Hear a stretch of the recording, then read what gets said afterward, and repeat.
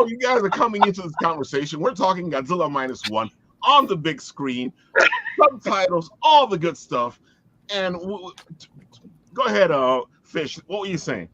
Oh my God, it was just such a good movie. And like I just said behind the scenes for everybody that wasn't watching, I'm telling you, you got to get the Patreon set up for the behind the scenes early stuff. That's where the good stuff happens. Dude, And the after. I keep Oh my thinking that. I goodness. feel like that should You be can the make so Patreon. much on that. I'm Watch the telling you. green room. Brilliant idea. I took my wife to go see it, and for some reason I was unaware it was in subtitles. So she was taken aback when she saw that it was in subtitles, and she was quite put out. And she was like, I'm going to have to read the whole time. And then she was crying like by the end of the movie. And she's like, how are you going to make me cry in a movie? It's not even English. But it was so freaking good. And it was so good on so many levels. And just the power that they put into some things is some things were like relatively simple and powerful, just showing like how much power and force. Oh, it was masterclass. It was brilliant. I love the way he lit up. That had to be one of the best Godzilla lineups ever. It was so cool. Just amazing. Yeah. It was so well done. It was beautiful. I feel lucky because I saw the first Godzilla just like a month prior at Japan Society, and then I got to see this one. So I'm like living the best life, and of course the iconic score, and like you just said, like the power of God. I think that film did Godzilla justice because the film was powerful from beginning to end, and so what a movie. And it made him so terrifying just for like the people being there and living in the aftermath of what's happening around him. Like it made him such a terrifying thing, not just a big monster. We have to put another big monster up against him to make it scary enough. Like he's terrifying. If you are living through that, that is absolute terrifying. And they made me feel that viscerally in a way. Honestly, I never thought I would feel in a Godzilla movie again, because like you just get so used to, well, but that's what he is. But when you really see it from their perspective, and like people were there and now they're just gone, and it was terrifying, and the sheer lack of control over what's going on. And then you've got the silhouette between that and like what had just happened in Japan, and like I mean it oh my God, it was beautiful and haunting, and they did it so right. It was so beautifully done. I'm in awe. I hope to do something just 100%, 100th as awesome as that is someday. That was good stuff. Sorry. Well, I gotta watch it again now. After that's what he said. I'm like, I gotta go. Okay, guys, I'll see you. While Goldine is there going, I see 3 of my friends. Hi, Goldine. Hi, Dean. He's a blast. Oh my God! So, folks, that's what you came into. We were geeking out in the back, and it was a great conversation. And I was like, and Nat was like, oh, "Come on, Ralph, let's do a cold opening." We haven't done a cold opening in a long time. Oh man! So, folks, we are here. We're about to geek out. It is another Written show with a bunch of geeks hanging out, having fun. And Mazza, I feel like you got the show this weekend. So, why don't you tell the people all about the stuff and give us a spiel? Go for it. Okay, the spiel. All right, so we are going to have Geek Out of Staten Island, aka Goasi Con, happening this Saturday, August 10th from 12 to 7. If you show up earlier, we will be there, but we will not be ready. So just letting you know. It's going to be at Snug Harbor Botanical Garden and Cultural Center in Staten Island, New York. So it is literally a 2-acre space of just meadow with a large stage. We also have panels in Building P, which is going to be awesome. We also have, movie screenings. Sky Hoshi, anime girl. All right. So that's going to be awesome. And that's by Pure Magic Pictures. So we have that going on. We also have a performance by the Gata Negra, who is a hip-hop artist. Yeah, Gata. It's basically an anime girl, cat girl. She just be doing her thing. You know what I'm saying? So we have that going on. Yeah. So we also have other live performances from Julie Infinite as well as Anna Banana. So they are, oh, and we also have Black Fae Day meetup. So if you're interested in doing anything Fae-like, we do have some activities that we're going to be doing, and we do have a photo shoot set up for that. So please come on by and be magical as possible. That is me, and I'm going to be there in a second. We also have Kyogoku Yosakoi, who's also going to be performing. I figured it was you. Well. I was like, I think you're using your own picture here. Yeah, because then I don't have to get permission from myself. There you go. No, it's nice. It's the easiest thing. Also, too, I like that photo, so I'm being a little bit into myself, maybe.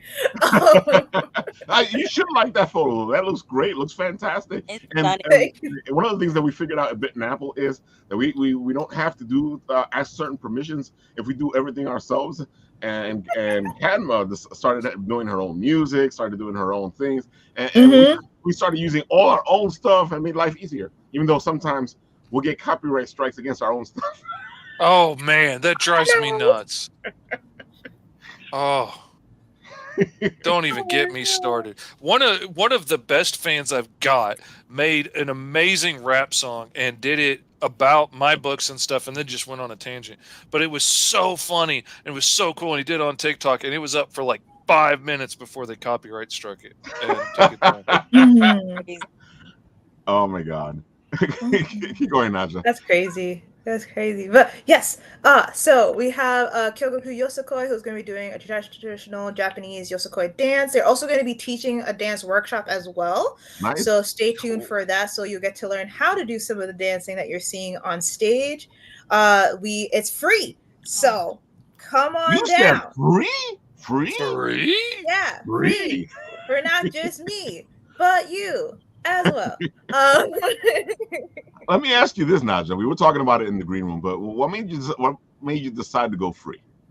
So I've always wanted the convention to be free, but it was hard to do that because of like needing money for venues or needing money for performers and different things like that. But thankfully this year we were able to get a grant that helps pay for not everything, but enough things for us to be able to make it free, because it should be. Cons cost a lot of money, and not just for you to enter, like people who make their own cosplays, people who buy their own cosplays. Like it costs a lot just for you to set yourself up sometimes just to go there. And then depending on if you're having like a hotel room, if you're driving, if you're taking a plane for certain people, for certain conventions, they fly, right? All of that costs like almost like $1,000 just to like go and set yourself up to attend the convention. Might as well just make the convention free so they can at least enjoy what they're attending. It's beautiful. I love that idea so much. That is so amazing. Thank you. That's another thing we were talking about in the green room, is the fact that it's an amazing thing to be able to, because it's gotten to the point now where if you're taking your family out, you know, especially, you know, people go, it's only $20, but if you're taking your family out, that's not just $20. And I don't know what con you're getting into for $20. Like, I mean, a lot of the ones that I go to are like $60 a ticket to get into. And I was like, I can't take my kids to that. You know, like my kids are grown now. You got to buy your own ticket if you want. I want to go with you, but you buying your own ticket. That's that. I'll buy you lunch. Yeah, right. Mine was a $20 convention. Before we were free, we were $20. See, that's where I get that's where I get that price point from. Which that is beautiful though. It is. Like as I was saying earlier behind the scenes, like as somebody who goes to a lot of shows and sets up as a vendor and sells my books and stuff, like I would be so much more willing to go a little more out of the way and go a little further and work a little harder for a show that was making it that easy for fans to come in and enjoy the show. Because like the show that I just went to, that was 3 hours from my home, and it was an easy trip and it's easy to set up. Everybody was broke by the time they got in the door, you know, and everybody that like brought their kids that were so excited to look at my comics, you know, they just spent like $100-something to get everybody in the door. They got no money to spend on anything now. Like they're not even going to get a snack while they're there. They're going to go home to get a snack because they can't afford it now. And that takes so much of the fun out of it for them. And It And Mr. stinks. Fisk, it's gotten to the point now where, and I've been seeing this at more and more conventions, where you get your family in. So now the event has become getting to the convention. So you pay to get in, and then, like you said, there's no money for anybody else. So you're there, you're enjoying the convention, and if you come out with 1 or 2 trinkets, I'm surprised. But that's what I've been seeing lately. It's like you'll see a lot of people at the convention, and then nobody's really buying. Well, they're focused on one thing. It's usually like the well-known comics or the well-known movies, whatever it is. So that's where they want to get the fan stuff for. It's just really hard for the independents to make a splash that way. So. Or I've been to several cons where little kids are going by asking every table if they have anything for free, like snapping up business cards and whatever they can get for free just to have something to take home at the end of the day. And I'm like, man, that stinks. It does stink. I mean, I've been there, but that stinks. That's why I try and always have something cheap I can give away and make a kid smile. Because the vendors, you're expecting to try to make something out of it, and you're not making anything because no one has the money. You can't afford it. Yeah, I mean, we've got a grabble, and it's usually a candy and like stickers we got that I can pretty much part with without having to worry about too much. But really, the best thing from the last con I did in New Jersey was meeting Ralph, so that made it worth it for me. It was good. I gotta say, like, again, aging myself, when I was younger, that you'd go to convention, you'd leave with a swag bag of free stuff. It wasn't major stuff, but as a kid, you're like, oh my god, look at all this free stuff I got. It was it was proof that you were there. Exactly. And as a kid, you love stickers. So if you're getting free stickers.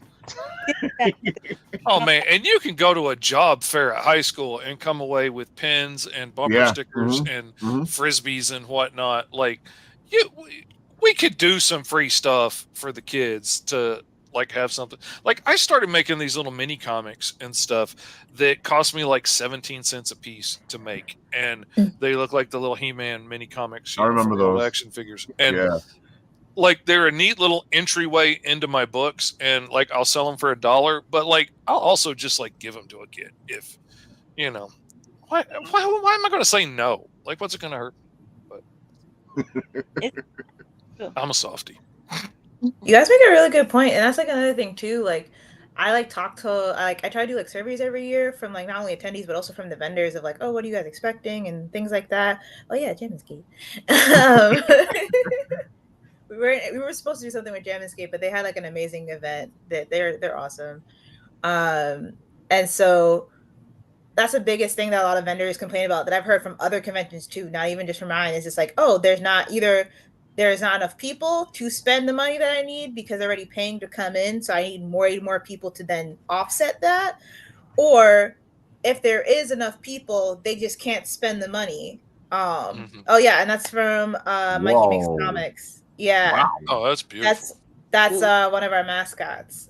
So we'll be fully launching it next year. We were supposed to launch it this year, but we'll be fully launching it next year with posters and like merch and things like that. So that's one of our mascots. Awesome. I always love when a convention has a mascot and they actually make a comic or do something with it instead of just having the mascot. I'm like, you have a superhero, use it. You got a whole place full of comic book artists and stuff. Man, make something happen. Yeah. And I try to like something I do want to do, and I don't mind saying this out loud because like it's whatever, I'm pretty transparent. Is like I want to have it where at least there's like 1 to 2 artists every year that can like make something for the convention that we can like promote and we can post and we can like have around, whether it's like merch or something like that. So that way it promotes local artists and also too allows people to like do stuff. Yeah, our SIA is closed because it's Saturday. That's good to hear. Oh yes, this is when we had tabled at PoochieCon earlier this year. So that's some stuff from like some local artists. We also had like some merch. So we have like cups. So we'll be bringing back the cups. So get yourself some cups. How many vendors do you have? This year we have 25 vendors. That's awesome. That's pretty This good. year we have Yeah, this year we have 25 vendors, and that's not including like people who are doing like food vending and stuff like that. So 25 like art people in the artist alley and stuff. So the cool part that I think is the coolest, maybe it's just me, but the coolest thing that I like about the convention that I run is that because it's outdoors and the way that the meadow is, the people that are vending get to see the live performances and gets to see the cosplay contest from their like booth. So like cool. they also get to like somewhat enjoy the convention as well, because I know that's another thing too that a lot of people aren't able to do. And that is another thing that happens. You tend to not enjoy the convention. I'm selling books the whole time. I'm not getting up very far and getting very far away from my table. Yeah. I feel like you got to. I love the fact that you really you amped it up. You know, last year you had a lot of shows, a lot of activities that were happening, and I feel like you amped that up this year too. I tried my best. Because I feel like people are looking for something. Like I was saying, sometimes you want to go to a convention, but you want more for your buck, or more for your free. I know That's that the thing. It's free, and you're bringing more to the table. That's freaking awesome. Exactly. That's a no-brainer right there. That's a have to go. Well, I think we also have free face painting. So if you want your face painted, I think that's where it gets really interesting. And we had an attendee that's been coming every year and always makes it known about how we can be better, which I super appreciate. But something that I find that's interesting is free is not enough. When you do well by your attendees, they now put you almost at the same level or as like a mid-tier or like a level kind of like top tier convention, because you exceeded their expectation because they walked in thinking, oh, it's free, right? But then when you're like, oh, and then the best part is like, I'm a part of the first generation. Like I'm the attendee that was a part of your year one. So like I have a say in how you develop. And I find that to be really fascinating. But then it becomes, yeah, we're free and staff are like not getting paid, kind of not really. Yeah. And so we love that you want us to be like here, but at the same time, like it's a miracle that we got this far, to be honest with you. But I wanted to ask you a question, Naja. Where did your logo come from? Like, I just saw your mascots, and they're super, intricate and so detailed. And then you have like this cute kawaii, almost like sunflower as your logo. So, like, how did that happen? And what does it mean? So, when we first put together like Geek Out Staten Island, it was actually initially called Geek Out Snug Harbor. And then we changed it to Geek Out Staten Island. And when we revamped the logo, I wanted to keep the flower because I wanted to keep the aspect that we're outdoors, it's gardening and stuff like that, right? And then I was like, why don't we make it a little geeky, flower and put some glasses on it and like have these like flower petals, and like Staryu is the one that made it. She's a great artist. She's a wonderful person. Staryu's fantastic, yeah. Staryu is fantastic. So she's the one that made the GoasiCon logo, and she actually made a lot of some of our other previous banner designs and badge designs in the past. Wait, is the flower almost somewhat a representation of you because of the glasses? Yeah, because I'm a geeky flower. That's so cute. You're everywhere. Okay, I love that. Okay, own it.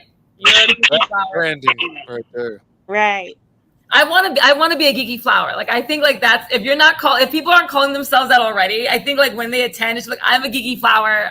This is my con. So I love that you do that. Hashtag geeky flower. No, 1000%. We're starting. It happened here live, people. Hashtag geeky flower. Right. And it's funny that you guys were talking about Wild Goldian because he's going nuts over here in the comment section. And he's already saying, I just posted the public transit guide for Goasi. Nice. Oh. Thank you, Dean. Awesome. He's like, I'm paneling too. Ooh. Yeah, he's paneling. He's doing a con survival panel. So that's going to be awesome. Let's see. On my panel, we'll teach people to budget. Nice. Oh my God. You got your hands cut, your work cut out for you there, man. Woo. Yeah, because he's already talking about a friend of his who spent $2,000 just on merch at Fan Expo. Oh, man.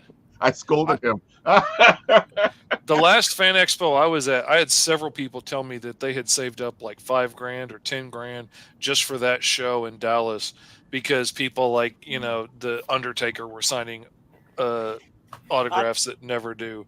And it was Mm-hmm. ridiculous to me, but it was nice being at a show where people brought money. That was really nice. I mean, I got a couple paychecks just for Anime NYC that's coming up. So, Ooh. It's normal. It really is. Oh man, I gotta say, you guys are doing a great job. You guys are putting all this stuff together, and having fun with it. And you can see the passion in what you guys are doing, which helps the audience, because then the audience goes, "Well, they're passionate about it." Mm-hmm. Mm-hmm. Oh, that smile on her face when she mentioned the logo, like Oh, yeah. that made me want to go to this show. Period. Like how excited she got about that. That had me sold right there. And it's so funny because you can actually see it. Like I was thinking it before. You can actually see it in the logo. It's just you.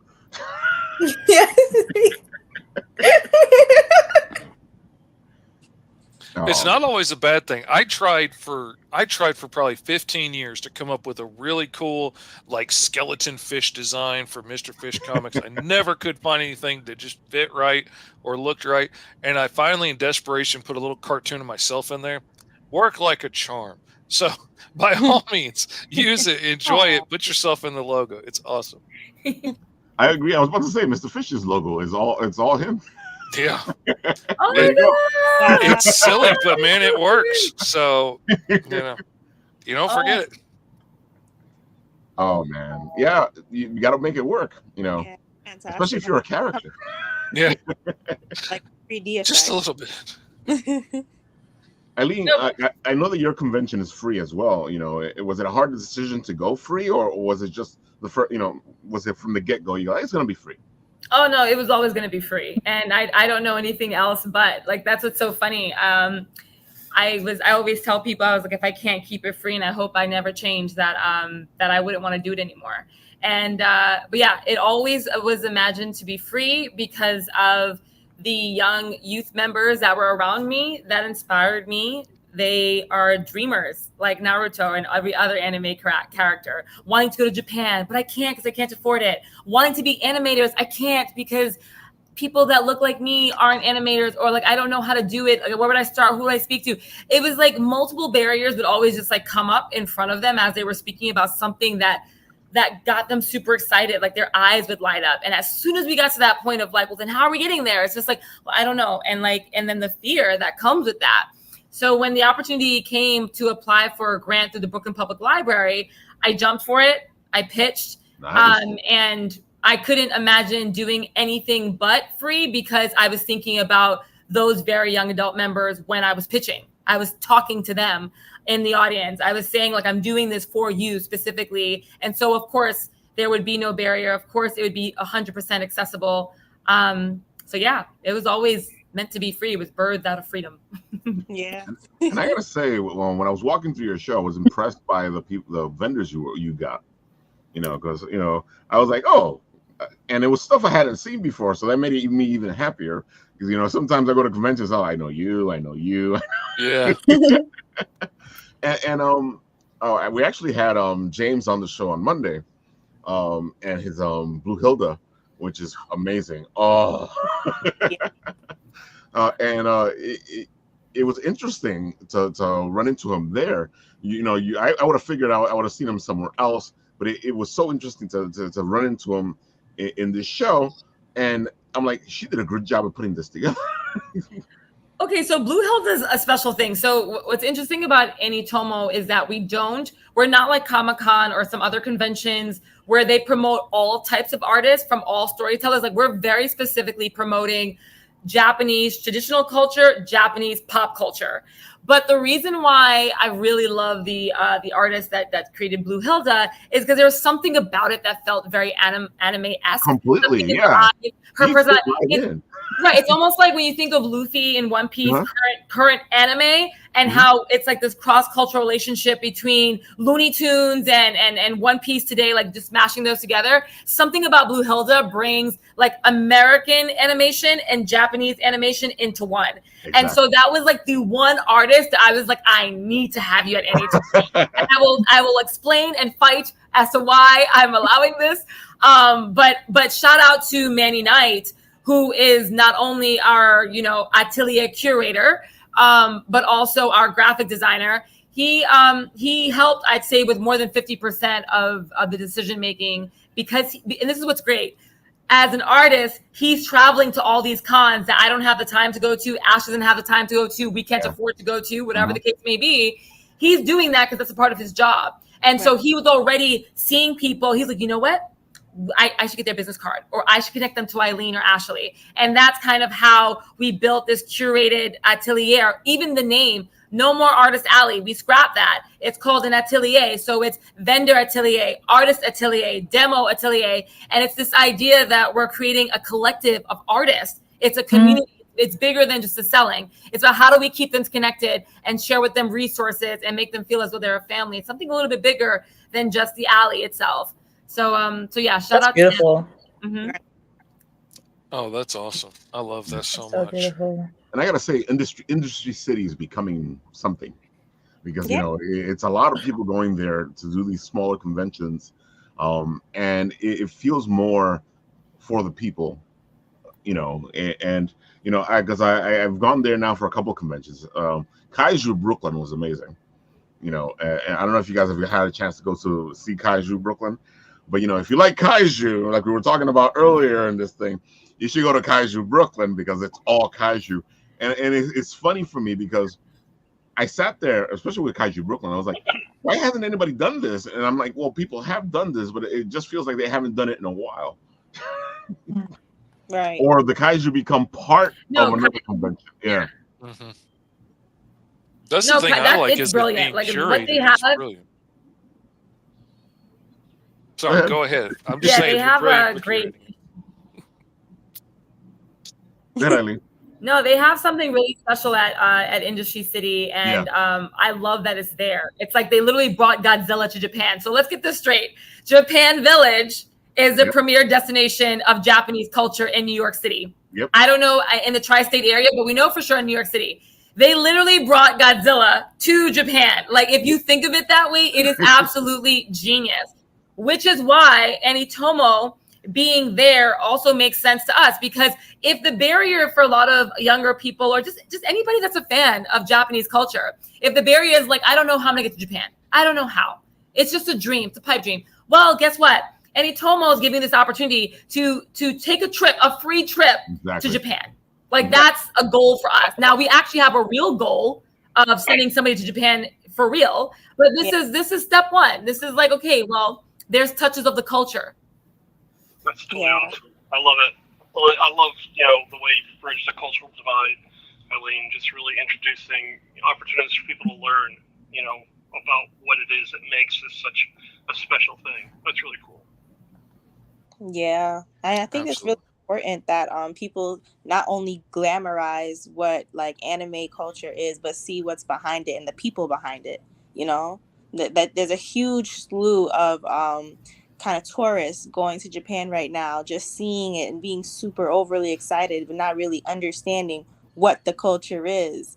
So it's like we're giving you a scope of it from the lens of, Japanese people. That's amazing.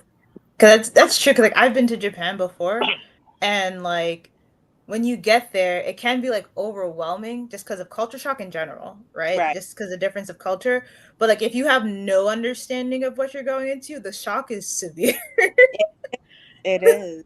The shock is severe, or you become like very much so like too much into one part of the culture and not the culture in its entirety, where it's like, oh, well, I'm really into the anime stuff, or I'm really into like the manga stuff, or I'm really into the kaiju stuff, or like I'm really into like Japanese, well, I love Japanese rock, so I'm just using it as an example, right? I'm really into like the Japanese rock scene, right? Or like I'm really into like Lolita stuff, so like I'm only like honing in on it. When it's like, no, there's like a plethora, like a slew of like so many aspects of Japanese culture that we don't get to always understand or appreciate. So like the fact that you guys are bringing this to us here is I need to go next year. I couldn't go this year or last year, but I need to go. I gotta say, Naja, you do a good job as well, because and I always find somebody new, or a couple people new, or an interesting thing with your vendors, because so far each year I've gone, it's been interesting, and I'm like, okay, what's this? Where did this come from? And you go to different places with it. It's not, you're like, okay, I'm gonna bring you something, and it's gonna be interesting. Do you decide on things? Because I know a lot of the times it's who decides to hit you up on being there. But you usually hit up a person or two. It depends. Like sometimes since I go to conventions myself outside of just running one, sometimes I'll see people like, "Ooh, I would love to have you here. What are you doing on this day at this time?" And like, like that'll happen. Or sometimes people like hit me up like through our email or Instagram or something like that. And I'm like, "Oh yes, I would like. I didn't even know that you even existed as a person or a group or whatever. Yes, please, thank you." Or sometimes I'll even like go to like panels at different conventions, and I'll hear people talk, and they're like, "Hey, I run my own thingy. I know you don't know me, but I would like to get to know you if you have the time. Thanks." Like, you gotta raise your hand. That's for sure. I totally agree with that. No, definitely. I completely understand that. It's something, especially with the show here. It's something that I got to do sometimes. I'll just talk to people. And I'll be like, I find this interesting. Can you come on the show? And some people will say no, some people will say yes, but I'm still gonna ask. Yeah. You guys got to go out there. Just ask for what you want. All they can say is no. That is literally that's literally this whole entire situation. I don't know, Naja, if you feel like, obviously you do feel like that's what you're saying, but it's literally asking and finding the best ways to ask, to be polite, respectful, passionate, and make somebody fall in love with whatever you're in love with, to get them to say yes. Because it's so interesting. It's like, you could ask and then you could ask. And so for Anitomo, and I'm sure it's the same for you, Naja, it's like when we ask, it's an ask. It's like, especially if I get on a call with you, like I'm going to like stuff my dreams down your throat. You're going to be so confused by the time that call ends. Like, honestly, Ashley should be like, you were talking so much. I don't even think I think we just overwhelmed them, that by the end of the call, they were like, sure. Yeah. I'll give you $1 million. Just go. So we are always, like, me and Ashley, like, I always say this, we're quite poor, but we are rich in partnership. Yeah. 100%. I will have to tell you, we are rich in partnership. It is because there are people that we've spoken to and they were like, all right, you got us. And that has taken us to having in-kind donations, which is why we have the giveaways, which is why we could even be what we are. It's because of like that ask of like, well, I'm not gonna take a no. I can take a later, but we'll see where that goes. I love you guys. There's no doubt about the passion. It's awesome, Eileen. Totally awesome. And I have to say, on top of everything, you guys are female showrunners, and I know that has to bring its own set of trials, because I've been in this long enough to know that there's just these little things that happen, especially when certain nerds seem female. Oh my gosh, no. Do it. Like, it's like, I can't believe it's still happening though, like in 2024. Like, I feel like I grew up and like I just feel like there was a shift where it was kind of a boys club. You had to be a boy geek, it wasn't cool to be a girl geek yet. So now it's like, whoa, you know what I'm talking about? It's like like a light bulb in their brain, like you're a girl. And there was always a stigma, like if you liked those things and if you were a geek, then you were ugly. I don't know where that came from, but if you were a girl and you liked stuff like geek stuff, you were ugly. And it's like that whole idea is shattered now. And I always tell people the Girl Geeks mascot is Meg the Stallion. So it's like, we have Meg. That is they hate her. We have her. That is it. Like, she's our poster girl. You know, this is our proof where you can be a geek and you can be in pop culture and you can be beautiful and quirky and funny, and it's just awesome. It's funny that you all say this because me and Cadma started this almost 9 years now, almost 9 years ago, and when we first started, I was the camera guy. You know, I was just the guy who filmed things. You know, I didn't want to be in front of the camera, which is all funnier even now. Same. And in the beginning, I would walk into a place with Cadma, and then they would start talking to me instead of talking to her. And then I'm like, she's the boss. and they'll be like, huh? And then it'd be the funniest thing because then they would be talking geek stuff, and they were talking to me about it. I'm like, well, she's the boss. That's also her geekdom. It's not my geekdom, you know, because you know we all have our geekdoms that we're better at than other people. So they would be talking to me about certain things, and I'll be like, no, you got to talk to her.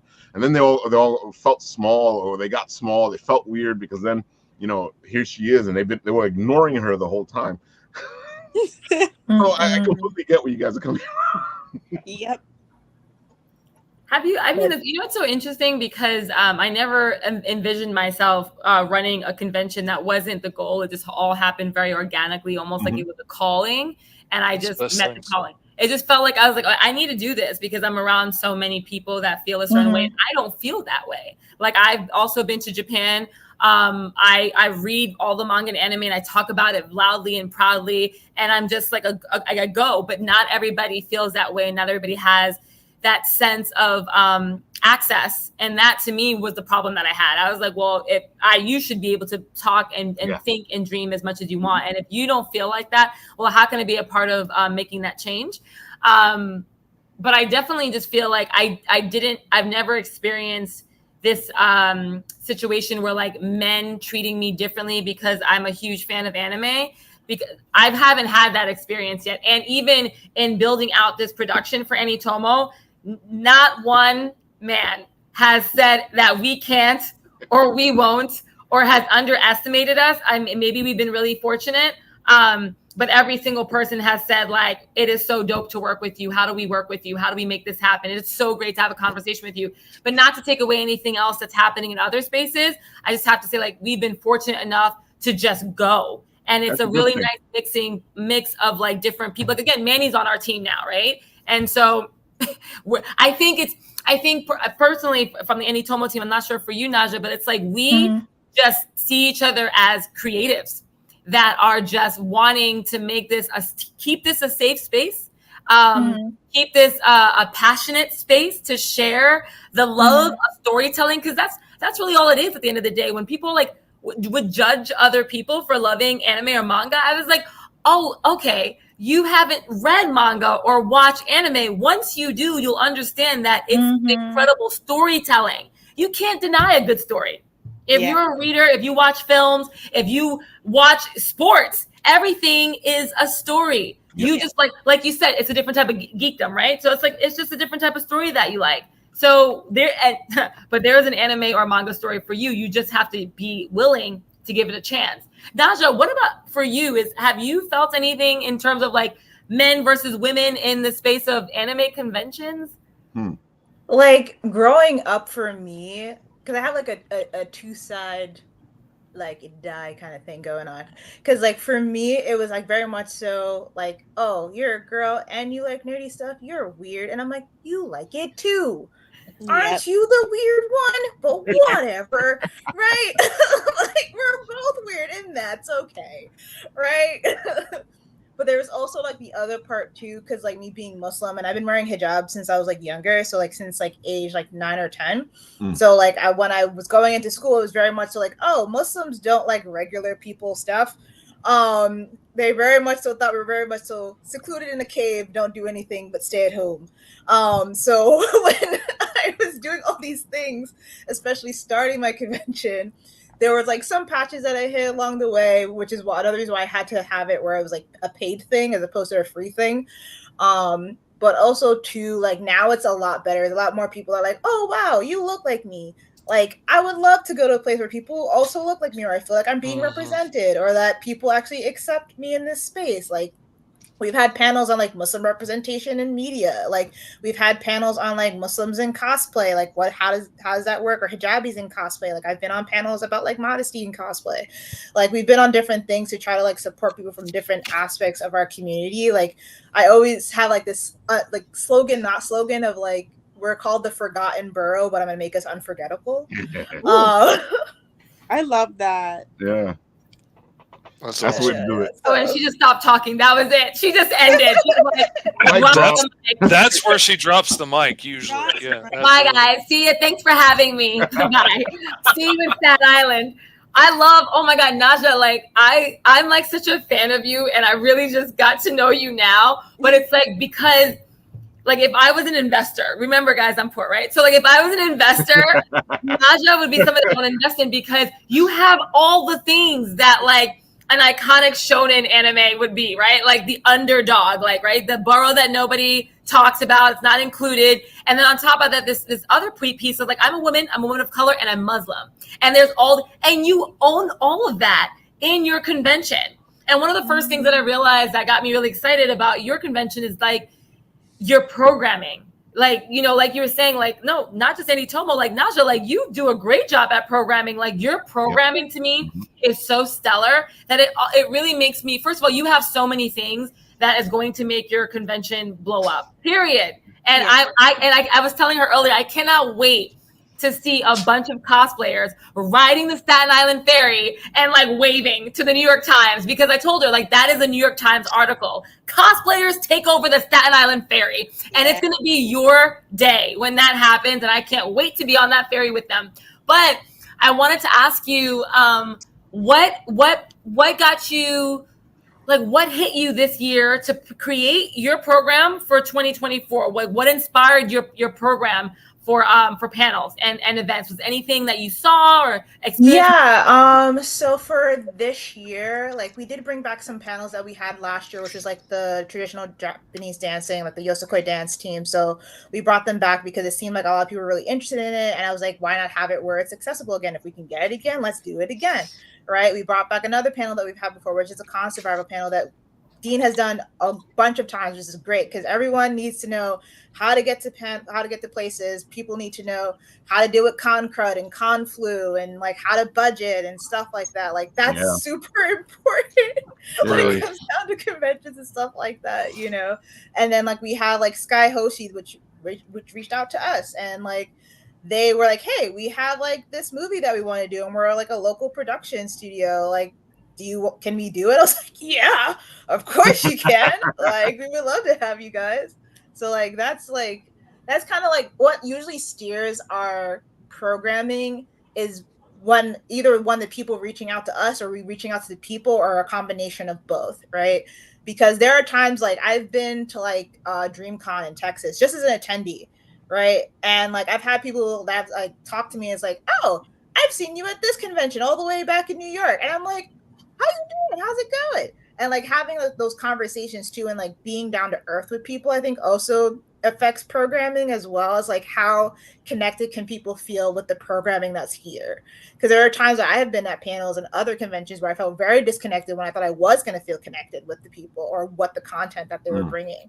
So that's something else that like I try to think about is like how connected are people going to be? Like we've had like panels in the past with talking about like autism and an anime, right? And talking about disabilities in cosplay, or talking about like mental health and fantasy, right? Yeah. So like having different panels about different things that affect people every single day is what connects with people. So that also is what represents us as geeks and represents us in media and different things that we consume. Wow. I love you. Oh my gosh. What's so funny is that as you're makes talking, me so happy. It doesn't make me feel like, oh, I that inspires me to want to have that at Anitomocom. I don't feel like that in any way. I literally, as you're talking, I'm like, it only inspires me to want to make the fans of Anitomocom go to your convention. Yeah. Like that's all it makes me want to do, because, and we talked about this earlier too, is it's like, conventions try to be everything for everybody all at once. And if you can afford to be, and you have the space to be, and you have the manpower, then yeah, you can be all those things. But if you're smaller and you're not 3 or 2 days, then be what you can be and own that, and like really be okay with that. Don't feel like, oh man, we couldn't do this. It's okay. You were able to do. It's a feat. It's a feat to have anything and follow it up with con, and that's what you created. You created a con. Like that's not something that everybody can say that they did, but like you're saying all these incredible programs, and all I want to do is send people to your convention rather than try to replicate it. And I'm not saying that I won't be inspired or think that that's needed at Anitomo, like a convention that talks about certain mental illnesses or like, you know, certain just you know, you were saying autism in anime or something of that nature.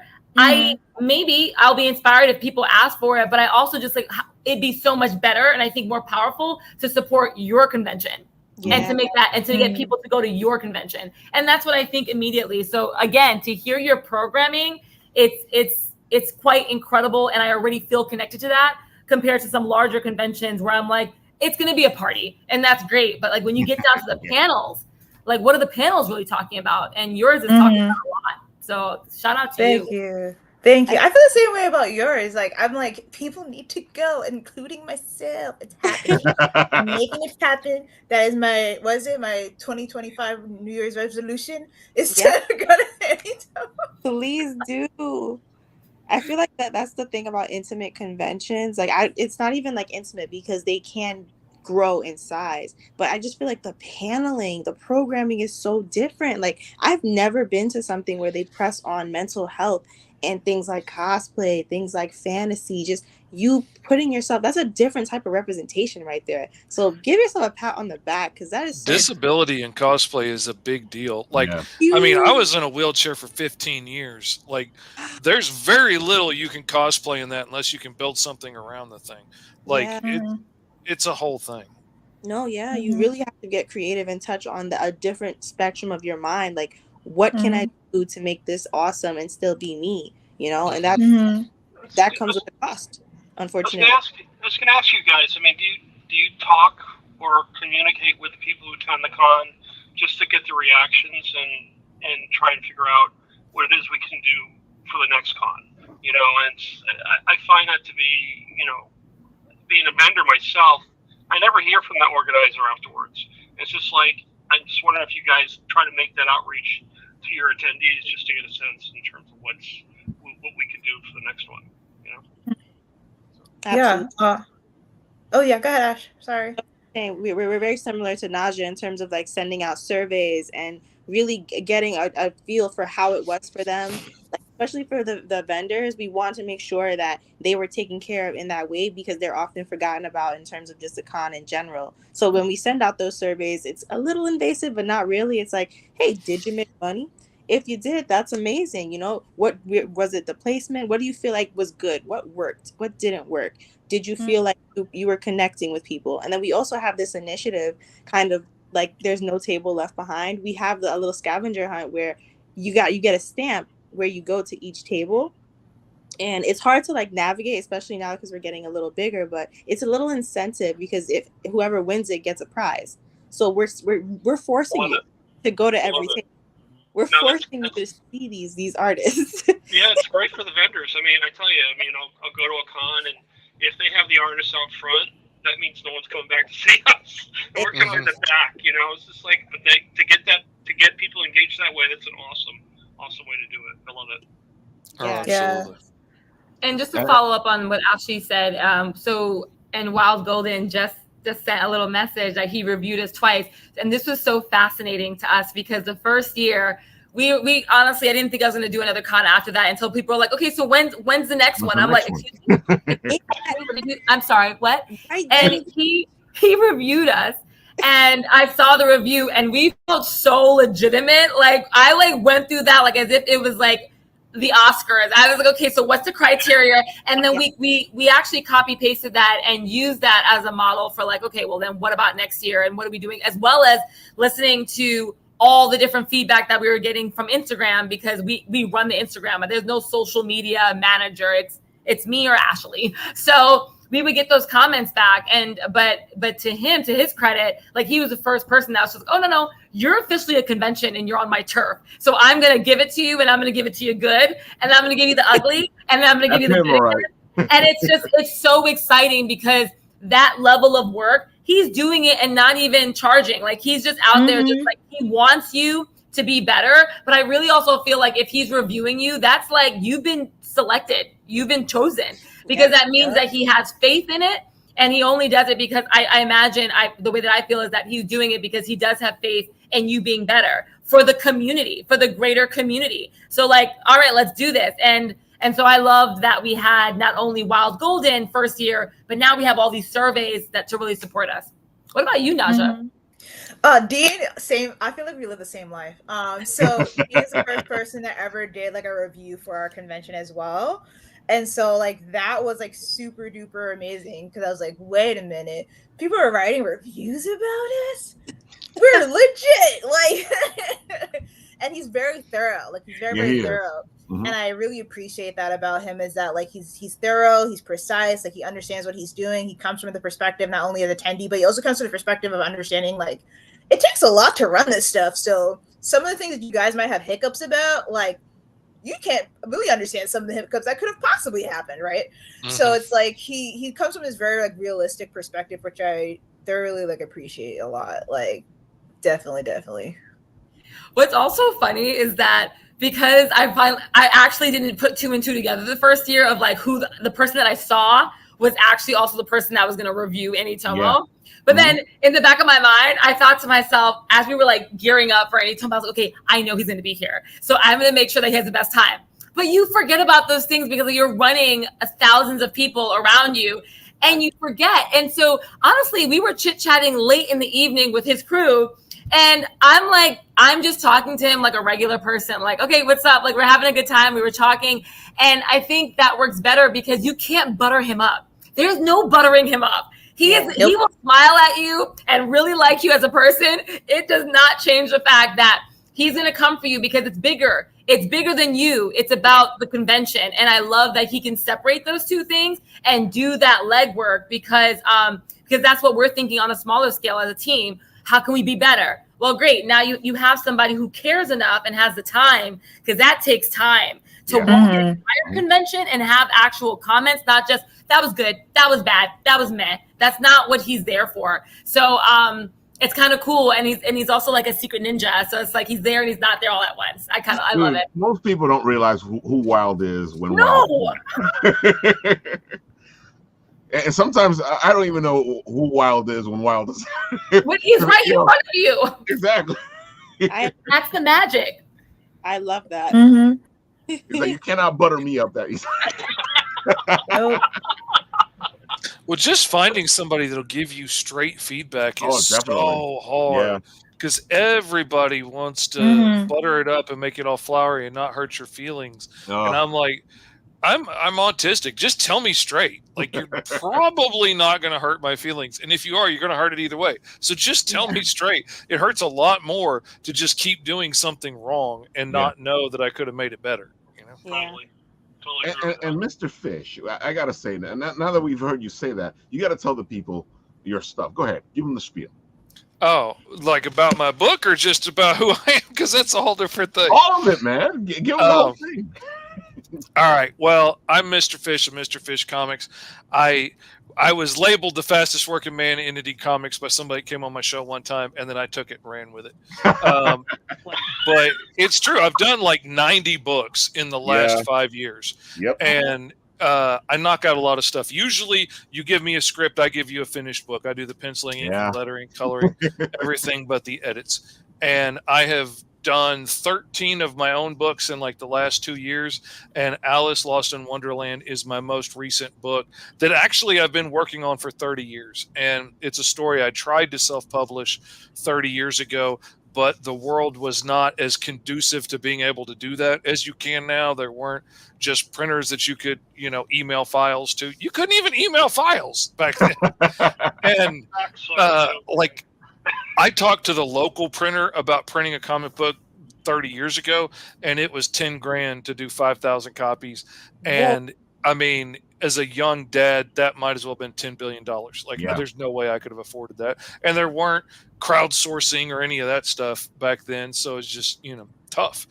And it was brutal. But I'm glad I didn't publish it then, because I've had 30 years to marinate on this story, and it evolved from just being a power fantasy of, what would it be like if you could go anywhere at any time. And one of the main characters, Rabbit, the guy with the sword, can cut holes in reality and travel time, space, wherever he wants to go. And at first it was just like, what would you do if you had that power? Where would you go? What would you do? Would you really be a hero, or would you be more self-serving? And over time, as I became a dad and I had to deal with like my past traumas and, my bad relationship with my father and all these things, it became a lot more about who you are at different points in your life. And now the story is so much richer, and like my life and my kids' lives and all our family has all been woven into this tapestry of this story. And it's so much more interesting now. And he ends up on a run for his life. He ends up snagging up Alice to save her life so she doesn't get killed by the army that's coming behind him. And he runs away with her, and then he can't find how to get her back home. So he ends up raising her as an adopted father, and I'm an adoptive father.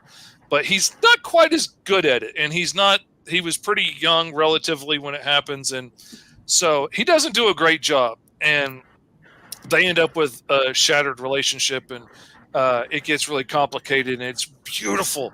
It brings me so much joy. I cannot express what it's been like to get to put characters down on the page that have been in my head and in my mind and in the stories I've been telling my kids for 30 years. And now they're actually on the page fixing to be published. My son got to help me color this book, which is awesome. He grew up listening to these stories. He learned to count on dice and learned to read on his character sheet playing role-playing games with these characters in them. And now he's getting to live this out, and it's awesome. It's awesome. True.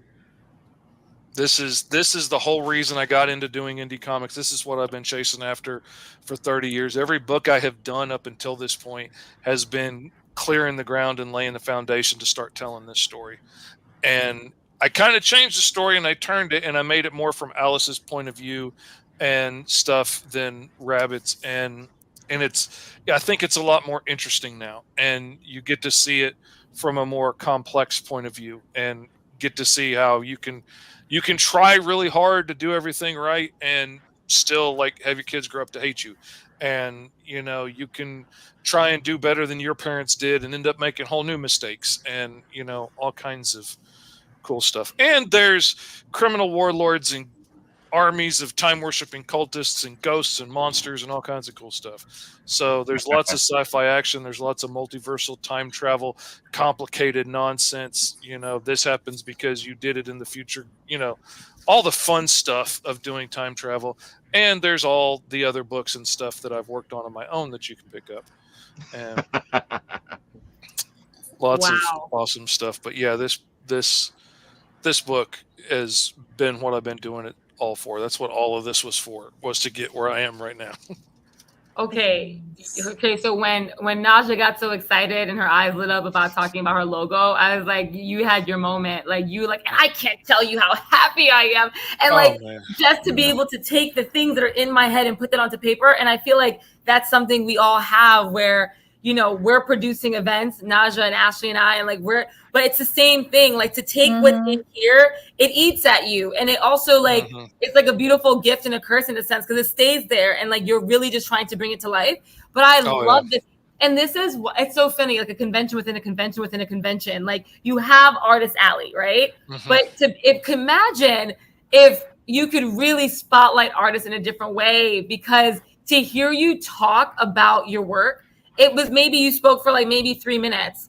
3 minutes. But you had us, and it felt like you were with you for so much longer. And this is something that, as you're talking, we've worked on our best to try and get people to stop at an artist table, not just, okay, can I get something for free? What am I buying? But no, I need you to give me 1 minute of your time, and I just want to talk to you about why I'm here, what inspired me, and how you can support me, before you start asking me about buying something. Because hearing you speak was so, first of all, the character designs are beautiful. They're stunning, and her movement. But this idea of what if you had the power? And it always starts like that. What if you had the power to go anywhere at any time? Where would you go? And instantly now I can see myself reflected in your story, because it's like, where would I go? It's not just, it's not about her too. It's about her taking on this journey. And I like wish that and that's something that we think about in conventions. It's like, you know what I want to tell you, Fish, a dream of mine to have happen, but it hasn't happened yet, is to have a panel similar to film festivals, like where filmmakers go in front of producers and investors and they pitch for like 5 minutes. That's something that I want so bad, is to be able to invite artists to come to a panel, and maybe Square Enix manga and books, or like some kind of publisher is there, or whomever the powers that be, that reads your work before it gets acquired or published. And you have 3 minutes to like pitch to them, and then to get feedback. Not to get picked up, because like I know it's like a whole other story, maybe to get picked up, but it's really to get the feedback. And how exciting that would be to let somebody just talk about the work that they have been thinking about creating, or have created for so many years or months. Because listening to you right now is like, oh, I love this. And it goes deeper, because it's like, it's not just Alice, it's you. We get to know it's your story. It's so, that's so cool. It's not just a story to try and sell books. Like, this is my life story. This is the one I want to live on past me. Oh, I feel like I like when you said it was 30 years, I felt like it when you said it. Like you said you put your heart and soul into it. The fact that you are also an adoptive father, like it gives me something. It gives the story a backing. Like it makes me think, oh, this is a piece of you. Yeah, and it is, and everything that's been a part of my life, everything I've struggled with, has ended up making this so much better than it started out being, you know?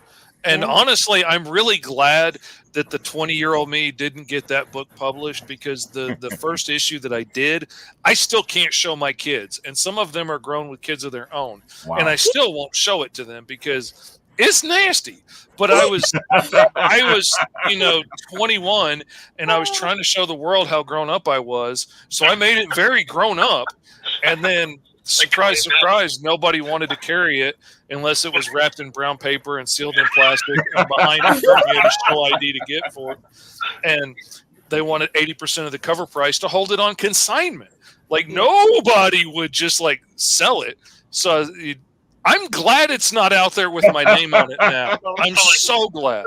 So like Frank Frazetta, was it who did Dan? I can't remember the artist name who did that. I can just remember all that stuff from like the 80s in the whole thing. It's just amazing. Oh yeah, I thought, man, this is what grown-ups do. This is, you know, why movies are R-rated and stuff. Like I'm man. That thought process, but you know, a lot of younger people have that thought process. Oh this yeah, is what I'm supposed to do. Yeah, absolutely. And like, I grew up on like 80s and 90s comics, so you can't really blame me for thinking that's the way everything was headed. I thought I was ahead of the curve. I didn't realize it was all fixing to hook back around again. And wait, technically you were ahead of the curve if you look at the industry right now. Yeah, and now, like, and honestly, like, there is purpose to the way she's dressed, and it kind of bothers me because I have a real thing about modesty and stuff now, but it's something that also I've had to come to terms with, because I've got a lot of amazing young ladies and new daughters that have been married into my family and stuff that have had to make me look at preconceived notions I've had for a long time about that. And like, all of my daughters dress much sexier than I ever would have been comfortable with before. But also, like, I've had to come to terms with, it's not just about what I think about it, and it's not just about like how I may have felt about it 20 years ago, but it's also like how they feel about themselves and the pride that they take in themselves and how comfortable they are in their bodies and how powerful that makes them feel. And so like, I've had to come a long way. So like, I feel weird that the last two female characters I've introduced have been scantily dressed, but it's part of this. Like, the last one is literally based on my daughters. Like, she's from my Cro-Magnon Bird Barbarian book. Like, that character is completely based on my daughters, and she's terrifying, and she's violent, and she's mean, and she can do anything she wants to do, and she's beautiful, and she's rocking her her body and comfortable with it. And so like I had to take everything that I had to learn and grow and come to terms with and realize that it wasn't just about me, and I made it into this really awesome character. And Alice has purpose and points behind the way she's dressed, but you know, it's not just to put a scantily clad woman on the cover of the book. No. But Big kudos to you, Dad. Big kudos. Awesome. Because Really that's awesome. I love listening to this because now it's also making me think like, okay, it's not about perfecting any of the things that we're doing. It's really like, I know it sounds cliche, but it's about like going with the ride and like knowing that it's all like, we don't stop, like we keep going until it is our end. Right. And so I love that you're like, I've been doing this for decades and I'm still learning. Like I'm still, and like, you have to be okay with evolving. You know, you have to like for so long, the story was from his point of view and she was a side character really. And then, you know, I realized I needed to turn it around and make her the focus of it.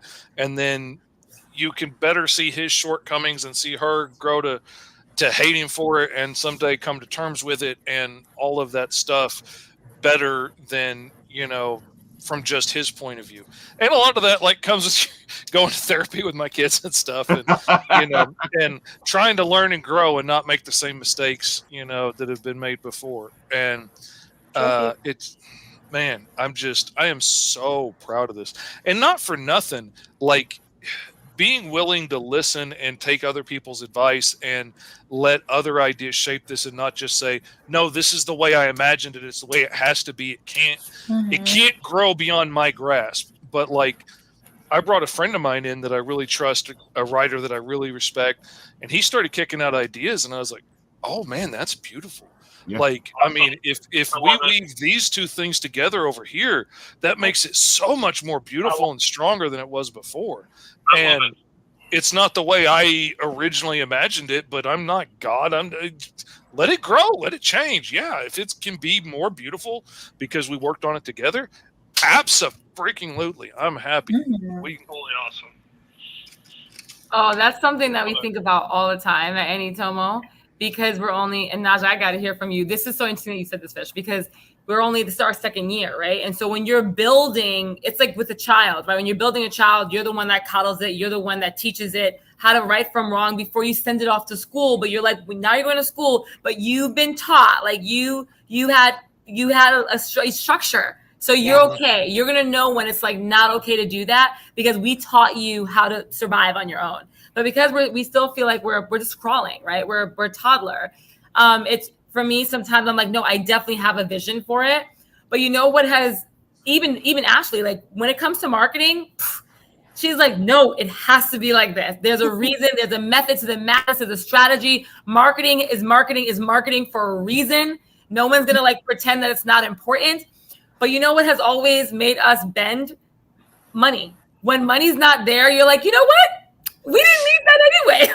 Who needed it? Forget it. I didn't want it anyway. I didn't really need it. But like weeks prior, it's like, no, we're going to have programming and it's going to be in color and we're going to have 3,000 prints. But then it's like, oh no, you don't have money for that. We don't need programs. We don't need it in color. We don't need couple QR codes sprinkled around will be fine. People don't care about paper anymore.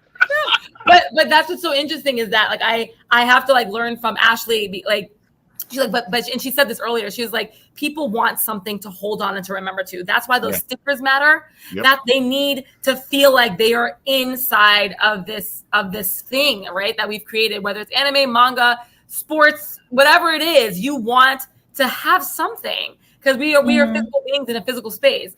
Naja, what's your thing? Do you have a thing where it's just like I hold on to it and then I'm like I release? All my ideas. No. Everything. I would no, actually no, yeah, all my ideas. Because I've had to like come to like a realization that as much as I think my ideas are great and grand, sometimes they're not always plausible. They're not always possible. It's not impossible. It's just not possible, right? And so it's like I have to be like, okay, you know what? Maybe I can do this like next time, or maybe I can do this someplace else, or maybe when I table, I can do something like a rendition of this or something like that. Or maybe when I talk to this person, I can mention this to them, and maybe they can do it because that's not something that I can do or I have the capacity to do. Also, too, it's like the people that I work with being understanding that I don't know if everybody knows this. I know a lot of people that I talk to know this. Like everyone volunteers, including me. I get no money. I'm poor, right? And I've been doing this for now almost 6 years, right? And so like that's 6 years of brokenness. And so like I have to also realize that that's also something that I might have to let go is the people that I work with, because people do want to get paid, or people do want to be compensated in some type of way to do the amazing work that they do. And I agree that they should. Right. So if the money isn't there to pay the people that I wish to pay, I have to be okay with them not wanting to do that.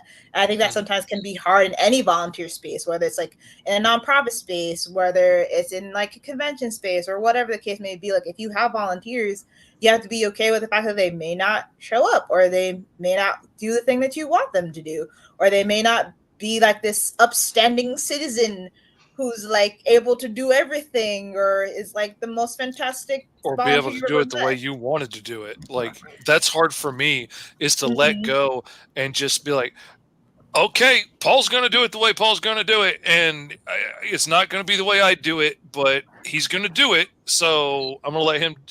That's hard. That's really hard when I know I could do a good job if I just did it myself. But it's perfectionist, isn't it? I hate that. It's hard.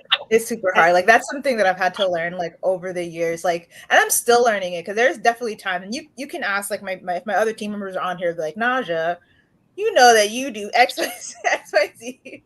You know, like that's why like no one ever sees me sometimes at conventions besides at the beginning and the end, because I'm running around and doing everything myself, along with other people who are also doing everything themselves, because we don't have a huge team, right? Or we don't have like a huge amount of volunteers. And so I have to be understanding of people's time too. That's something I also have to let go. Is like not everybody's going to be on the type of time that I'm on. Like I might be free for 3 hours and somebody might be free for 10 minutes. I have to be able to be understanding of that, and like let go of like my preconceived notions about people's time and energy and passion. That's another thing too. Not everybody's going to be as passionate as I am about the thing that I started. So I would love it if everybody was, because that'd be great and we're on the same synergy, but not everybody is going to be, and I can't have that expectation. So kind of letting go and just accepting people as they are and accepting things as they come definitely has helped my stress level. And definitely has helped me with like feeling anxious about the convention, because I always feel anxious about the convention. Like that's just me, but like without feeling overly anxious about it, like, oh, something's gonna go wrong, or this is gonna happen, or blah blah blah. If I just be like, you know what, I put in the work, I try my best, my team tried their best, we're gonna have a good time, whatever's gonna happen is gonna happen. I'm just leave it up to God and go. Good for you. That's awesome. I think that's such a beautiful thing. I think we all kind of have this feeling where it's like kind of like an entrepreneurial spirit, where it's like you want things to be good. We're perfectionists. You know, we want things to be reflected like, you know, this is us. This is what we're putting out there. But at some point we release that control, because there's only so much we can control. So I feel like we all kind of have that little semblance of it. I love everything that Eileen did. I wasn't even like an original member of Anitomocom. Eileen brought me on with a 15-minute conversation on the phone. You know, a 15-minute. Shock. I can't believe it. I was like, oh, I'm gonna bleed for you. This is it. This is it for me. Like, but that's what you want. You want people to get it, and you know, and when that doesn't happen, it's like it's a letdown. But it's like you got to move on. So I think that that's the best part about this life, this thing that we're doing. Completely agree with you. You have to move on. I think what happens is we get stuck. Yeah. We get stuck on what we want. We get stuck on wanting this for somebody else. And one of the things I've learned running Bitten Apple has been that, you know, like you said, not everybody's going to have that passion that you do, you know. So you just work with what you have. You work with the people that you're dealt with, and you work with their ability to do whatever they're doing.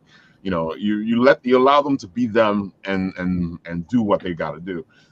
Sometimes you got a boss, but that's the way things are. But at the same time, you still have to keep in mind that you have these people, and they have their own thoughts, they have their own things that and it's hard to do, especially when you're running something. Oh yeah, when you're trying to build something. Letting go is a very difficult thing to do. I tell you right now. Let it go. Release. And I'm so good at that in so many parts of my life, and I have so much practice with you know what, I can't control this, especially like having gone through teenagers so many times now. Like, my lovely new wife is going through this for the first time, and her kids are, are growing up and moving out. I've been through this several times, so I know like the attitudes aren't going to last forever. The the slamming doors and the being in the it's not going to last forever, and pretty soon they're going to be begging to come home for a Sunday dinner and stuff. Like it's going to be fine, but it's tough when you're going through it. But I've learned to let it go. But then when it's my books or my business, like I've got to have everything perfect, and I'm like I can drive myself nuts sometimes trying to make sure that it's all perfect, and I want it to be as good as it can be, but ultimately it can only be so good because this is issue 1 of like 200 that I want to put out, so I'm never going to get to the other one if I spend 10 years making this one perfect. I gotta keep going. Let go and move on. Let go. So Paul, it's your turn. Tell the people all the good stuff. Give them the spiel. Awesome. So, Time Enforcers, saving the day one era at a time. Basically a role-playing game and digital comic that gamifies learning history for its players.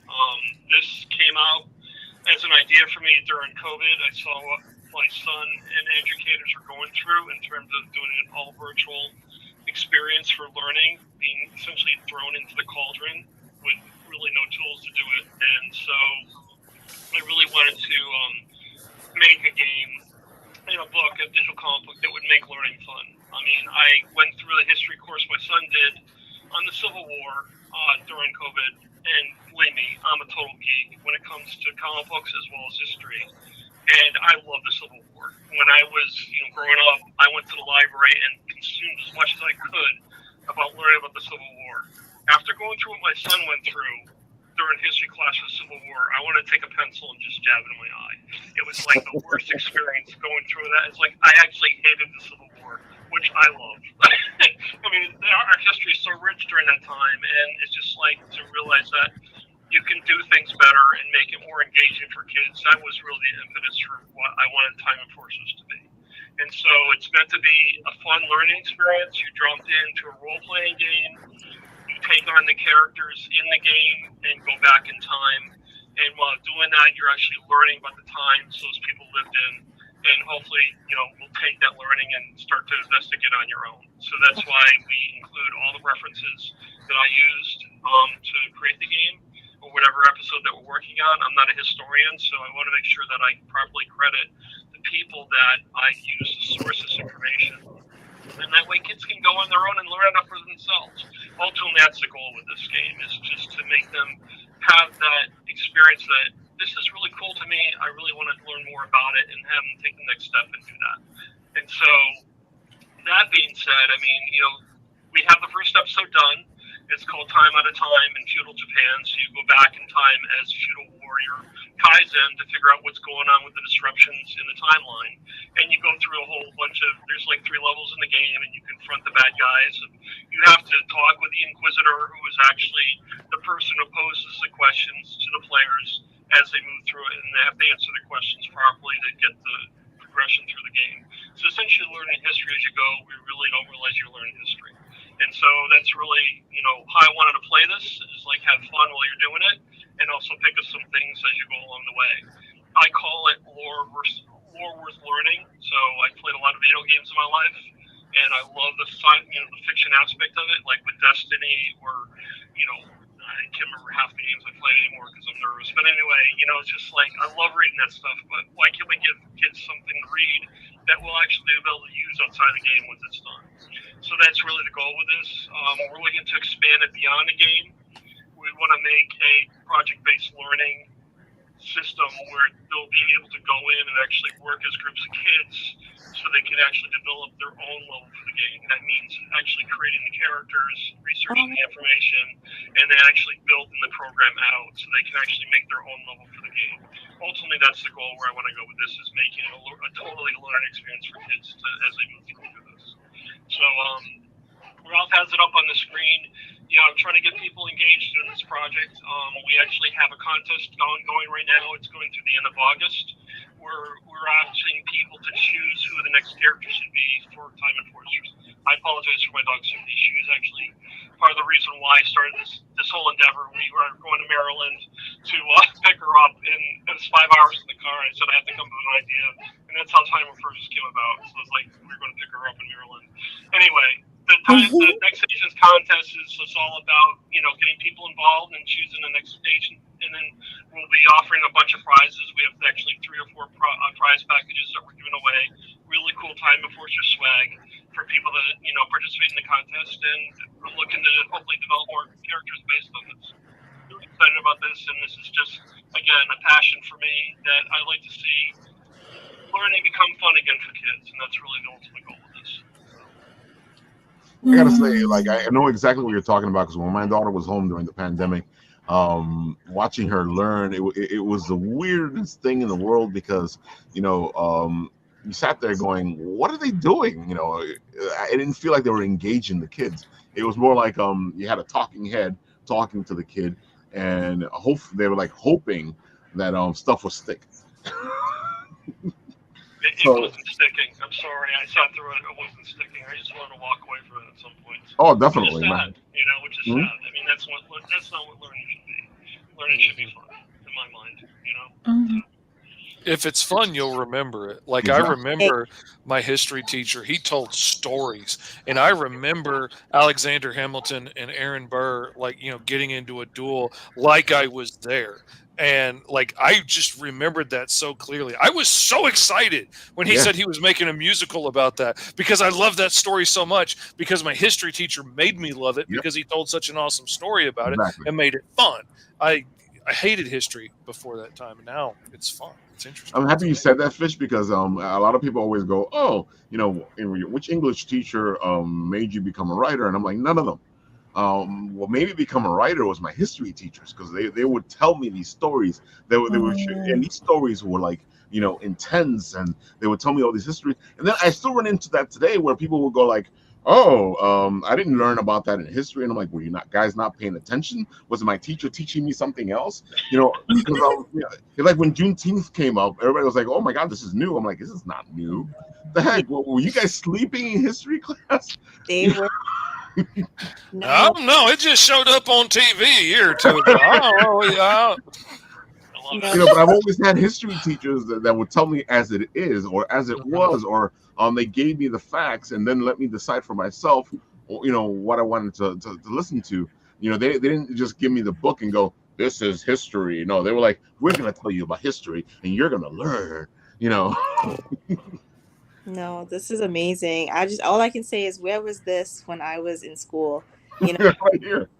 As a mini historian, I like to dub myself as a mini historian. I literally travel the world in seek of stuff like this, history. I love stories. I love seeing how people lived and what happened. And I feel like this is really what can help kids kind of understand what's going on with themselves, because you can see yourself in these stories in history too. So I really, really want to get involved in this. I love it so much. I can see this. This is the little dreamer in me talking. I can see you real curriculum in this, in the Department of Education.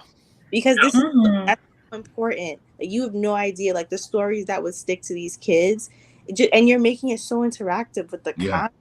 Oh my gosh! I'm excited to play. Go ahead.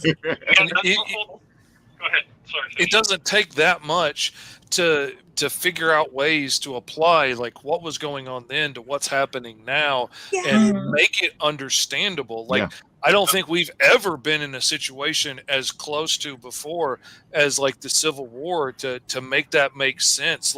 How could things get so bad that people are willing to separate and burn down the country out of fear, and what would make things so bad that you're willing to take up arms against your brother? Because we see that now. If you can apply that and make that make sense, and it's not just a bunch of boring dates in a list, like when it's really the story of what would push you hard enough to be willing to take such drastic actions, what would make you so afraid of change that you'd be willing to let everything burn down just to keep the status quo. Like that makes it interesting and makes it make sense in a way that's going to stick in people's head and make them pay attention next time it happens, to be like, hey, we should be paying attention right now. Because it will always repeat itself. Exactly. If you don't, it will always repeat. Totally. See, but that's one of the problems with what they've started to do, is controlling the information that you get.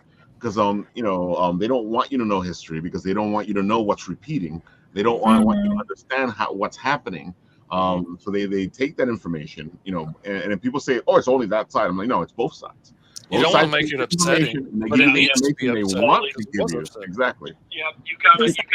That's one thing I really find important with this is I want an unbiased view. I want people to really look at this and decide, where can I go with this, and really make a decision afterwards. I mean, one of the things that warmed my heart the most was at the last con I did in New Jersey.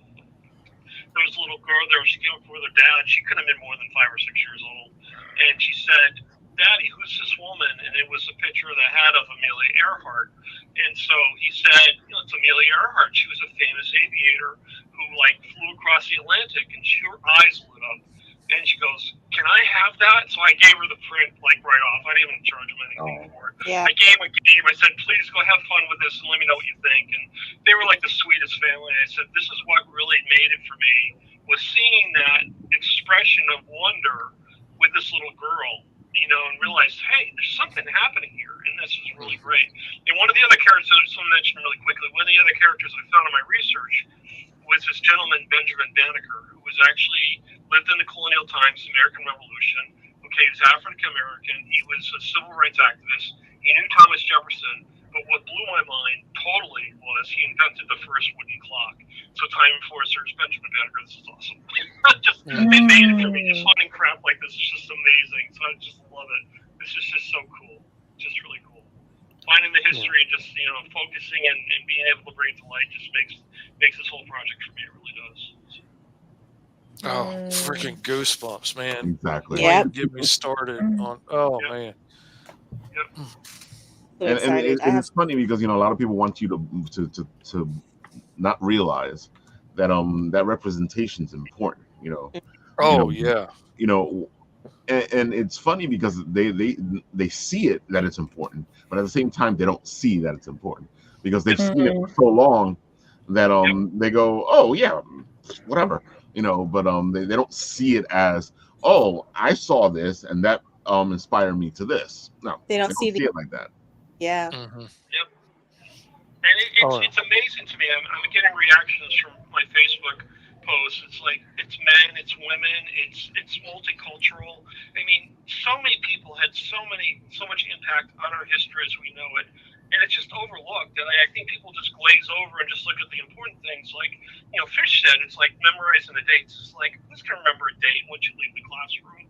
You have to understand who these people were and how they impacted the time they lived in and how that time impacts us ultimately. Because really history just built on itself, right? I mean, events happen and they happen for a reason and they come about. So it's really what I love about this. And the things that will push people to action to change the world, and the things that can terrifyingly make people sit still and let horrible things happen around them and think it's okay because it's not happening to me yet. And it's terrifying, but it's happened so many times. And if we don't pay attention to it, then you're not going to see when they're doing it again. And, we can just let things happen and not care that, they knew Teflon was causing cancer from the beginning because, well, if my mom didn't get cancer from it, then what do I care? But if it wiped out the whole family where you live, where they were manufacturing it, it's an issue. And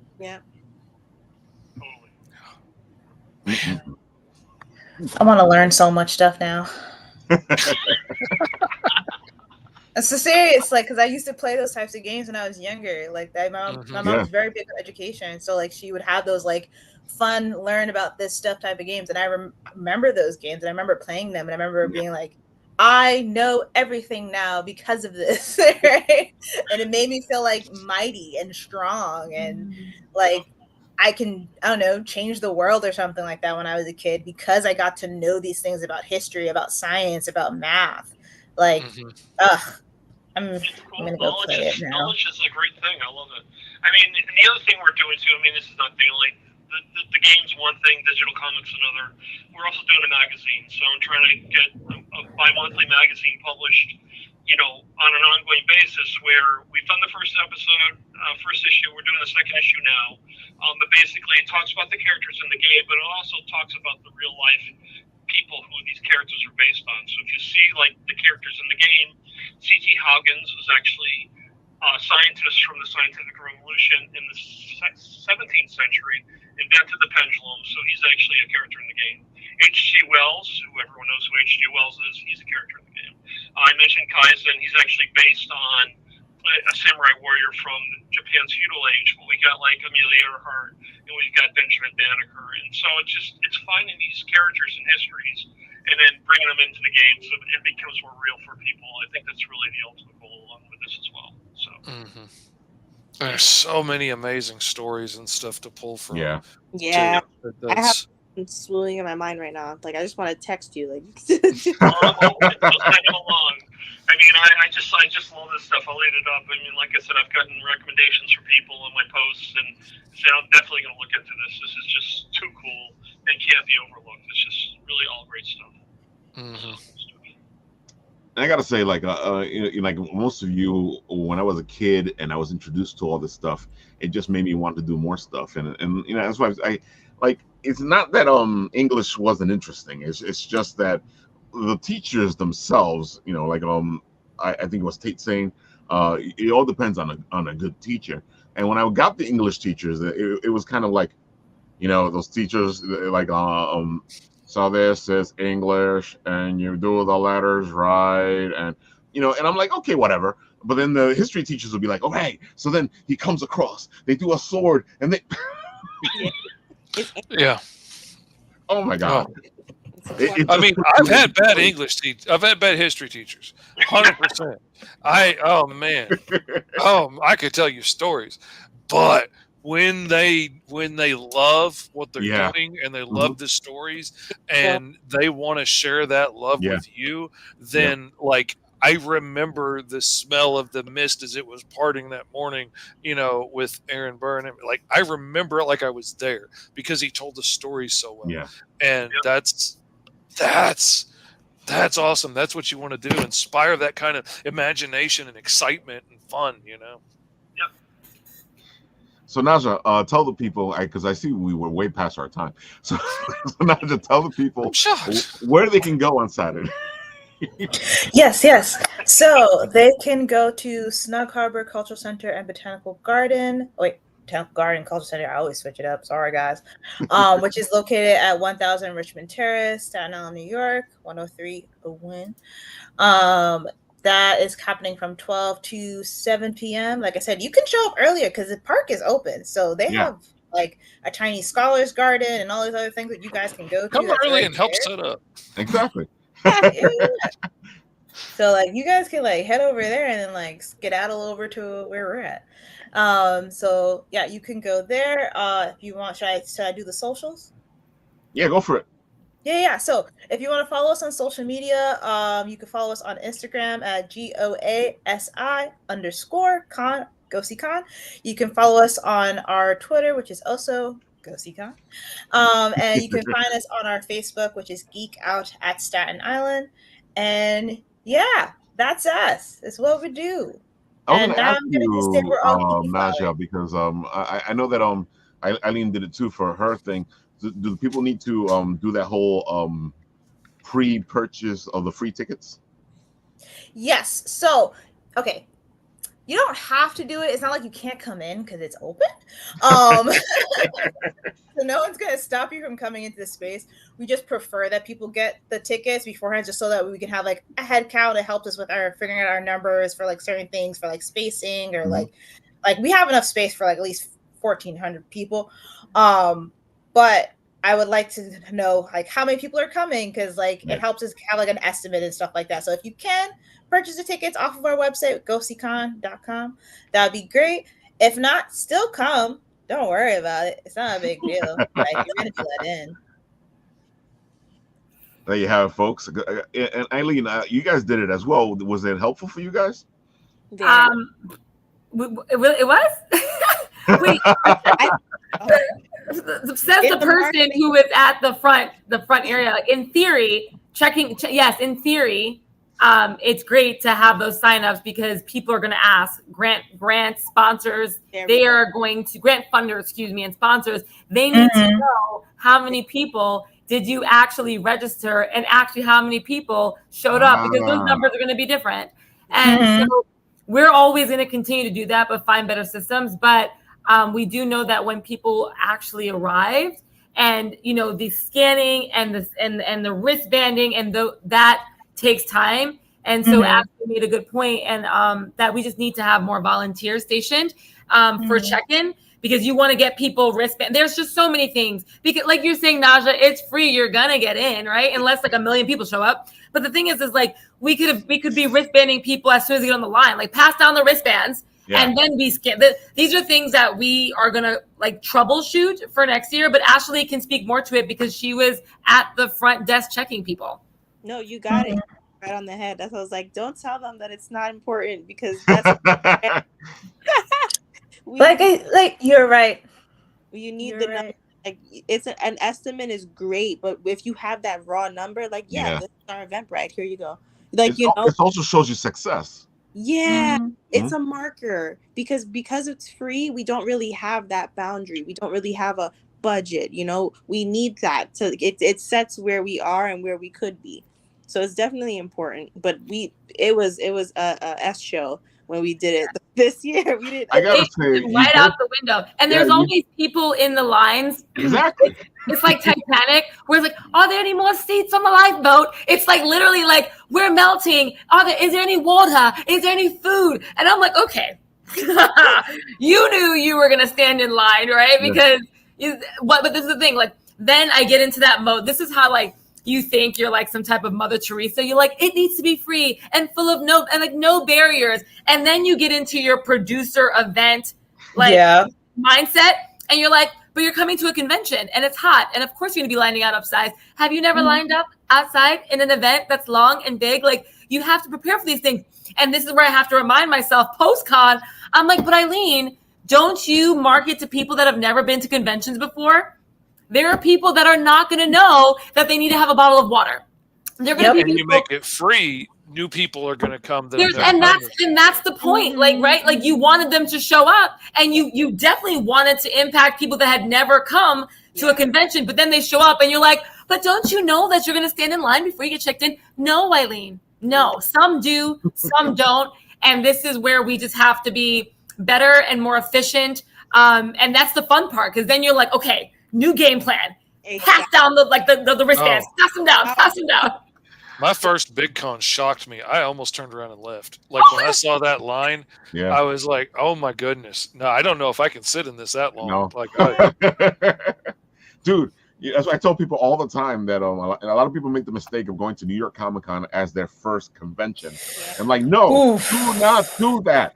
Go to smaller conventions, then go to New York Comic Con, because it's overwhelming for me, and I've been to New York Comic Con so many different times, and every time I go, I got to step out, or I got to do something, and I sit there. How did you make that your first convention? Yeah. I gotta say, you guys got a difficult job. That's too much. There was one point where because I'm thinking about it, and I know I was at your convention, and I saw people just walk in. Yes. Yeah. That's the other part. Yeah. When you think you have a system and you're like, nope, everybody needs to show their confirmation, please. Nobody gets in. And behind you, there's like 20 people walking. Like, hey, you're on the line. Okay, that's cute. Cute.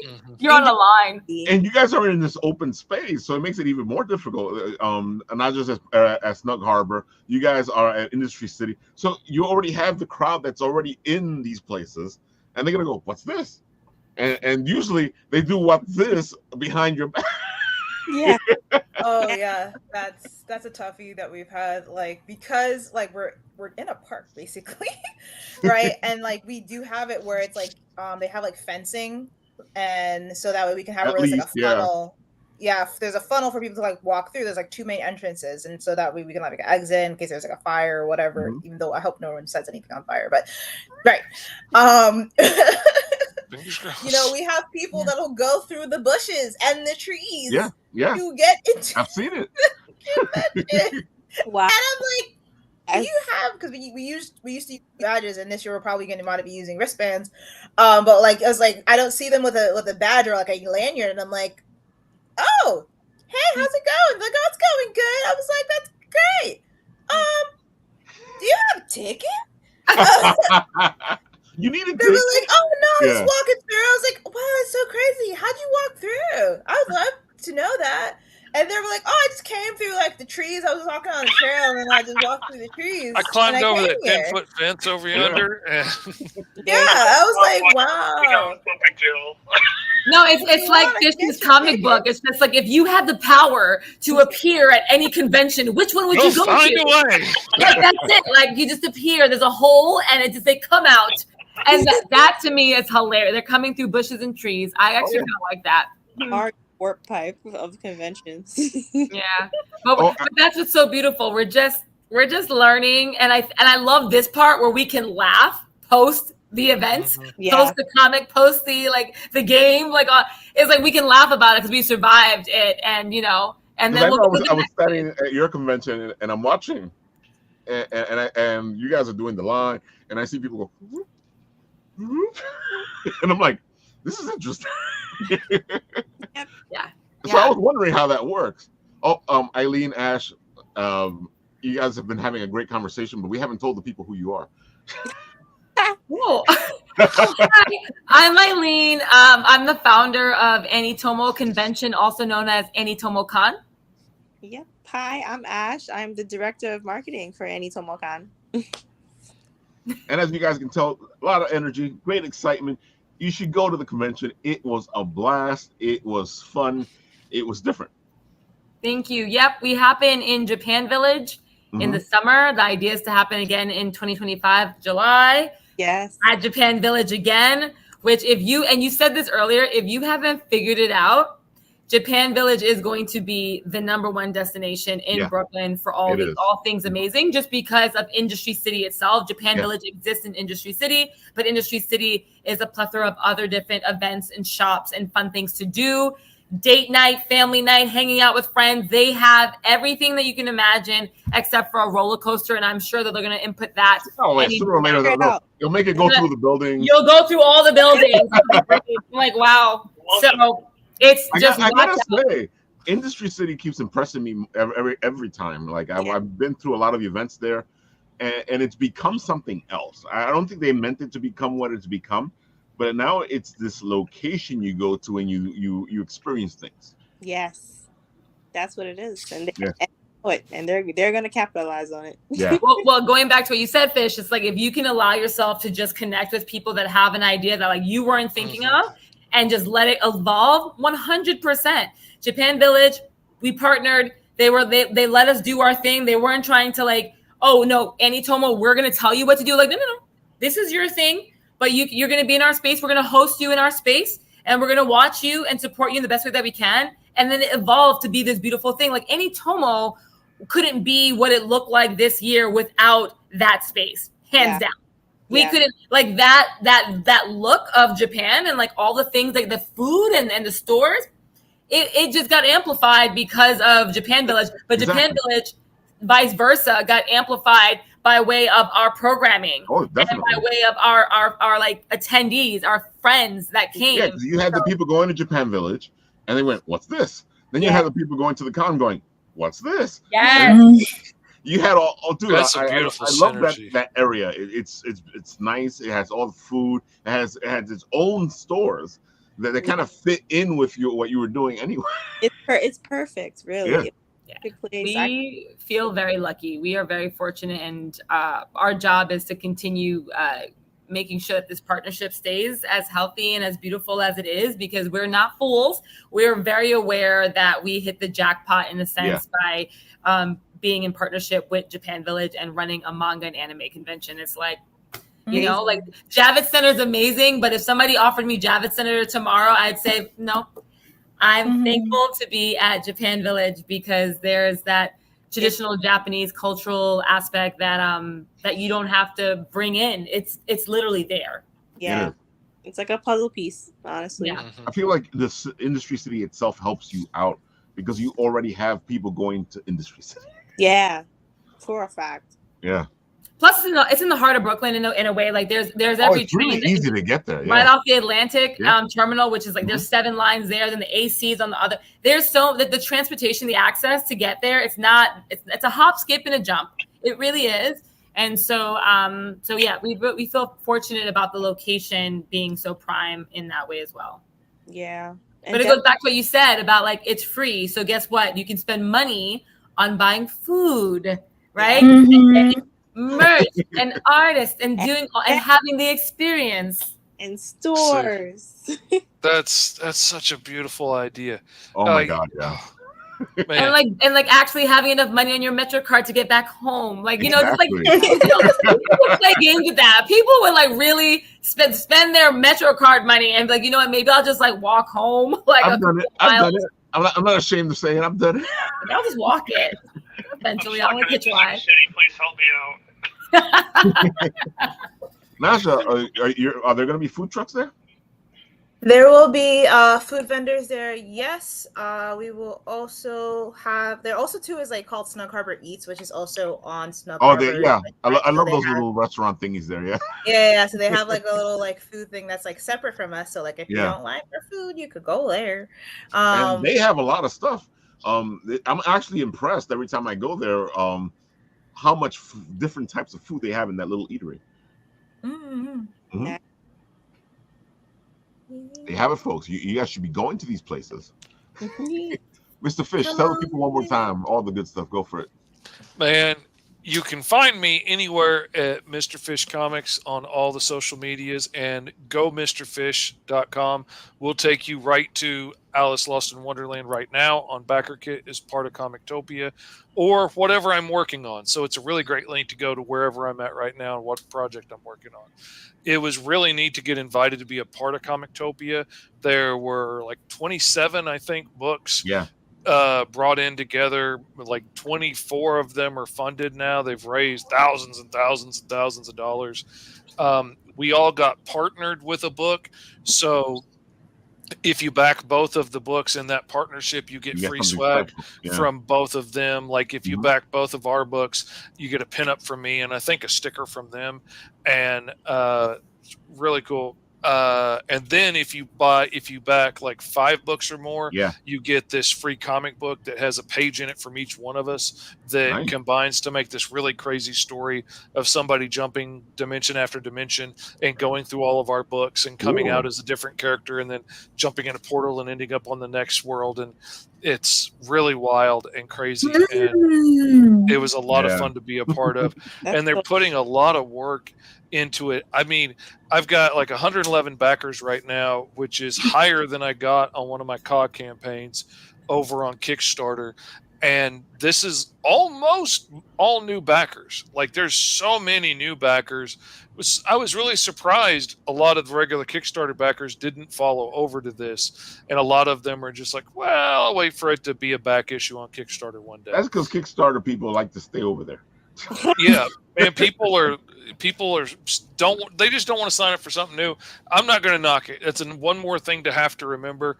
I've seen people get really great results over here, and they've got really great tools. So I was going to try it out anyway at some point, and then I got invited to be a part of this, and I was like, sure, yeah. And it had to be like a new book that you hadn't done somewhere else yet. So launching Alice was I was going to do it. I would have liked it maybe be a month later, so I could have been done shipping out Caw before I had to do this. But I got everything shipped out, and I got this done, and the book's ready to go. Just got the last little bit of put in there of me telling the story about how I came up with this over the years and how some of the characters evolved. And other than putting the backers' names in the book, it's ready to go to print right now. And so that's what we like to hear. But that's Mr. Fish. Oh yeah. And folks, you know, I love saying this because I think your Patreon is amazing and so interesting. You know, if you do join Mr. Fish's Patreon, you can actually get these books way before anybody else does.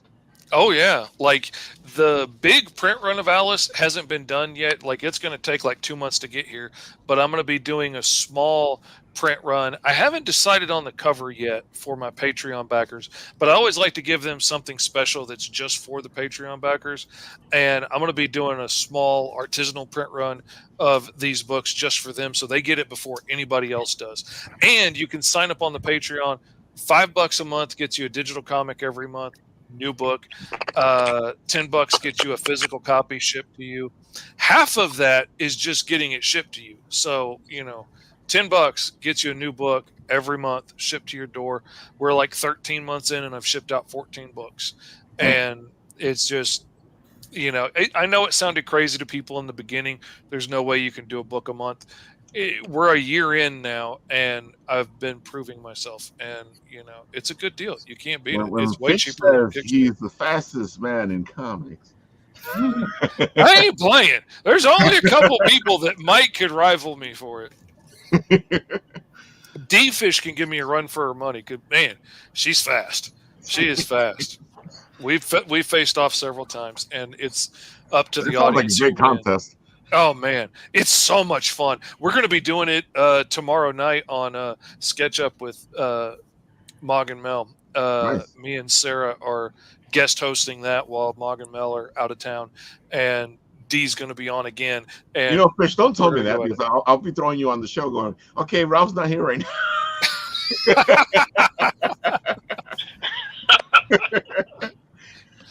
Oh, man. Don't think I wouldn't do it. Oh man, so Paul, tell the people one more time. I'll show off your Time Enforcers. Go for it. TimeEnforcers.com, that's our site, but we're on all over social media at Time Enforcers with 2 E's. And we're actually going to be exhibiting up at the Wicked Comic-Con in Boston this weekend, so pretty excited about that. Get Wicked, and you know, we'll see what the reaction is. We're trying to branch out, so like I said, we're excited about that opportunity, and you know, we're trying to post stuff as much as we can to get this word out about the game. So I'm really excited about it, and hope you guys can, you know, follow us and like our pages. I'd really appreciate it. That'd be awesome.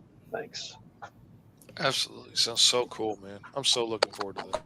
I love my Well, if you guys give me your address, I'll send you a free game, so don't worry about it. Ooh. Yeah, I got them on here. I can reach in. You know, those are the things. I actually have it on a flash drive, so it's all going to be on mobile soon, but right now it's on the Mac and PC. So that's the way to go now because everybody plays on their phones now.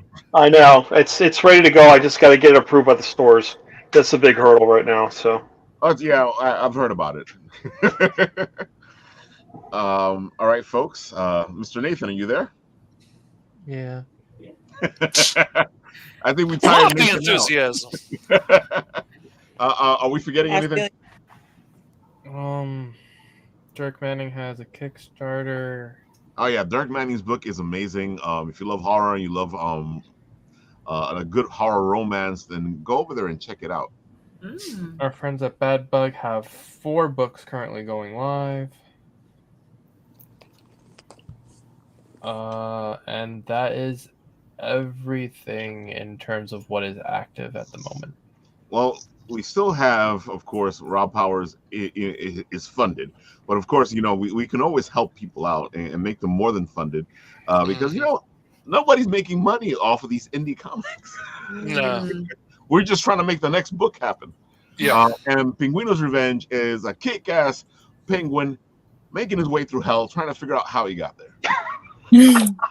Love it. I'm there. Penguino's Revenge. And I love this book. And Rob's art is amazing, and it's different. It's not something you see every day. Of course, Nat, you can talk about this one from our friends from Nomnivore. Oh, yeah.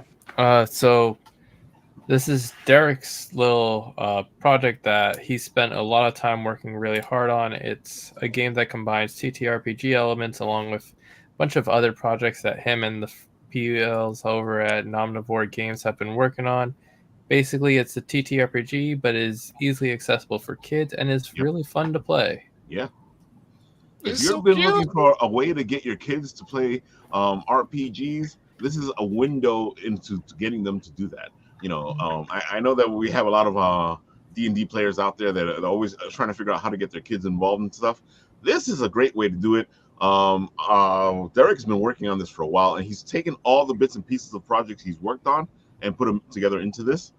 And it's his book, his RPGs are a little different, and I love them. And we were talking about earlier about a lot of issues that we tend to have, and he's been able to figure out how to make these RPGs that he's working on be able to handle some of those things. And Nomnivore Games is a blast. They're just coming off of Gen Con. Yeah. And of course, Matt is not here, but the Misadventures of Buddy and Friend it's there. It's ready to get notified. Dudes, if you see somebody and they're doing this whole notified thing, it's the freest way to help a comic book, an indie comic creator. It's free. You press the button, it gives them the numbers, and when their book starts on Kickstarter, they will have a better place in the algorithm. Because the more followers you have, it kind of showcases to Kickstarter that there's all this interest in the book. And Matt is amazing. Not for nothing, they've backed 211 books, so that's somebody you want to support. Exactly. Like, that's somebody that's invested in the community. Like, people pay attention to that. Yep. Yeah. Matt is amazing, and if you guys like D&D, this is the kind of comic book that is all about what would happen if all you did was roll one. Okay, I'm sold. Give me a link, man. I can't afford this. Give me a link. I'm going. That feels like my life, so it's okay. That's why I tell Matt all the time. I'm like, this is so up my alley. I roll ones in the games. I roll ones in real life. Best stories with my kids, period, of their whole lives growing up are either rolling a natural 20 or a 1. Absolutely the best stories we've got out of all of our adventures in life and RPGs is rolling ones. So I put it in the comment sections and I put it in the private chat. So go check it out. Mata is amazing. She does everything herself.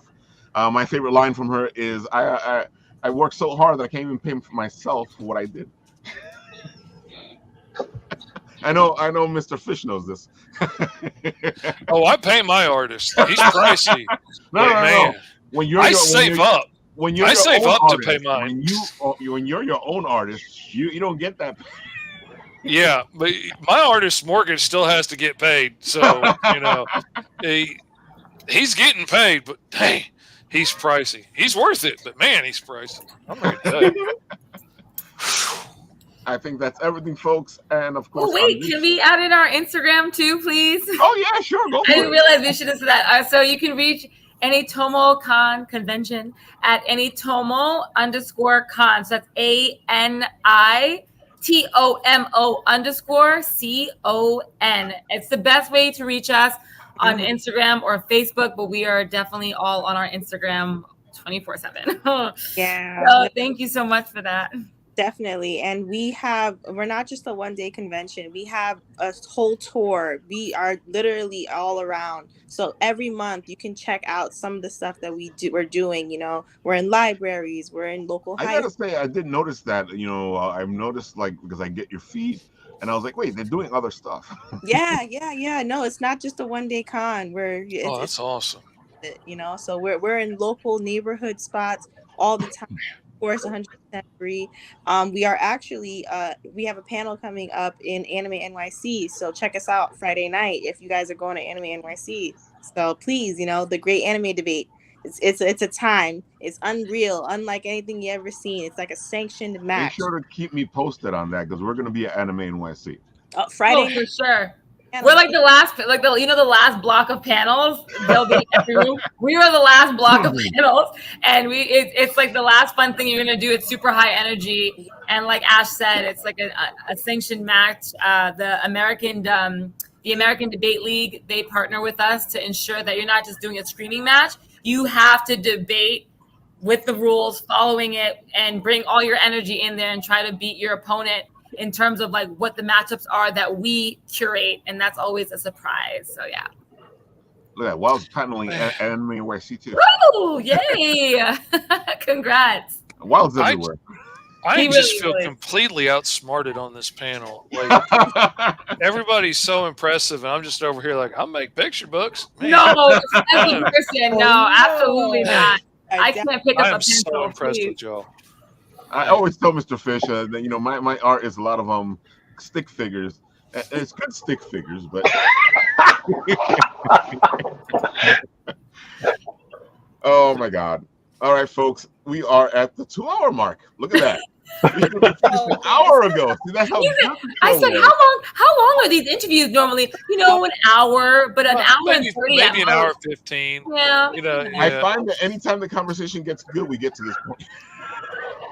I'm going to be scratchy in the morning. That's all I know. So, folks, and you 10 people that just showed up, you missed a good show. Go rewatch it. Go back and watch it. You definitely want to see this. We gave you some extra stuff here at the end. We go watch it. You know, we got to go home. We got to go to sleep. You know, and of course on this show when it ends, I go where it stops. Nobody knows.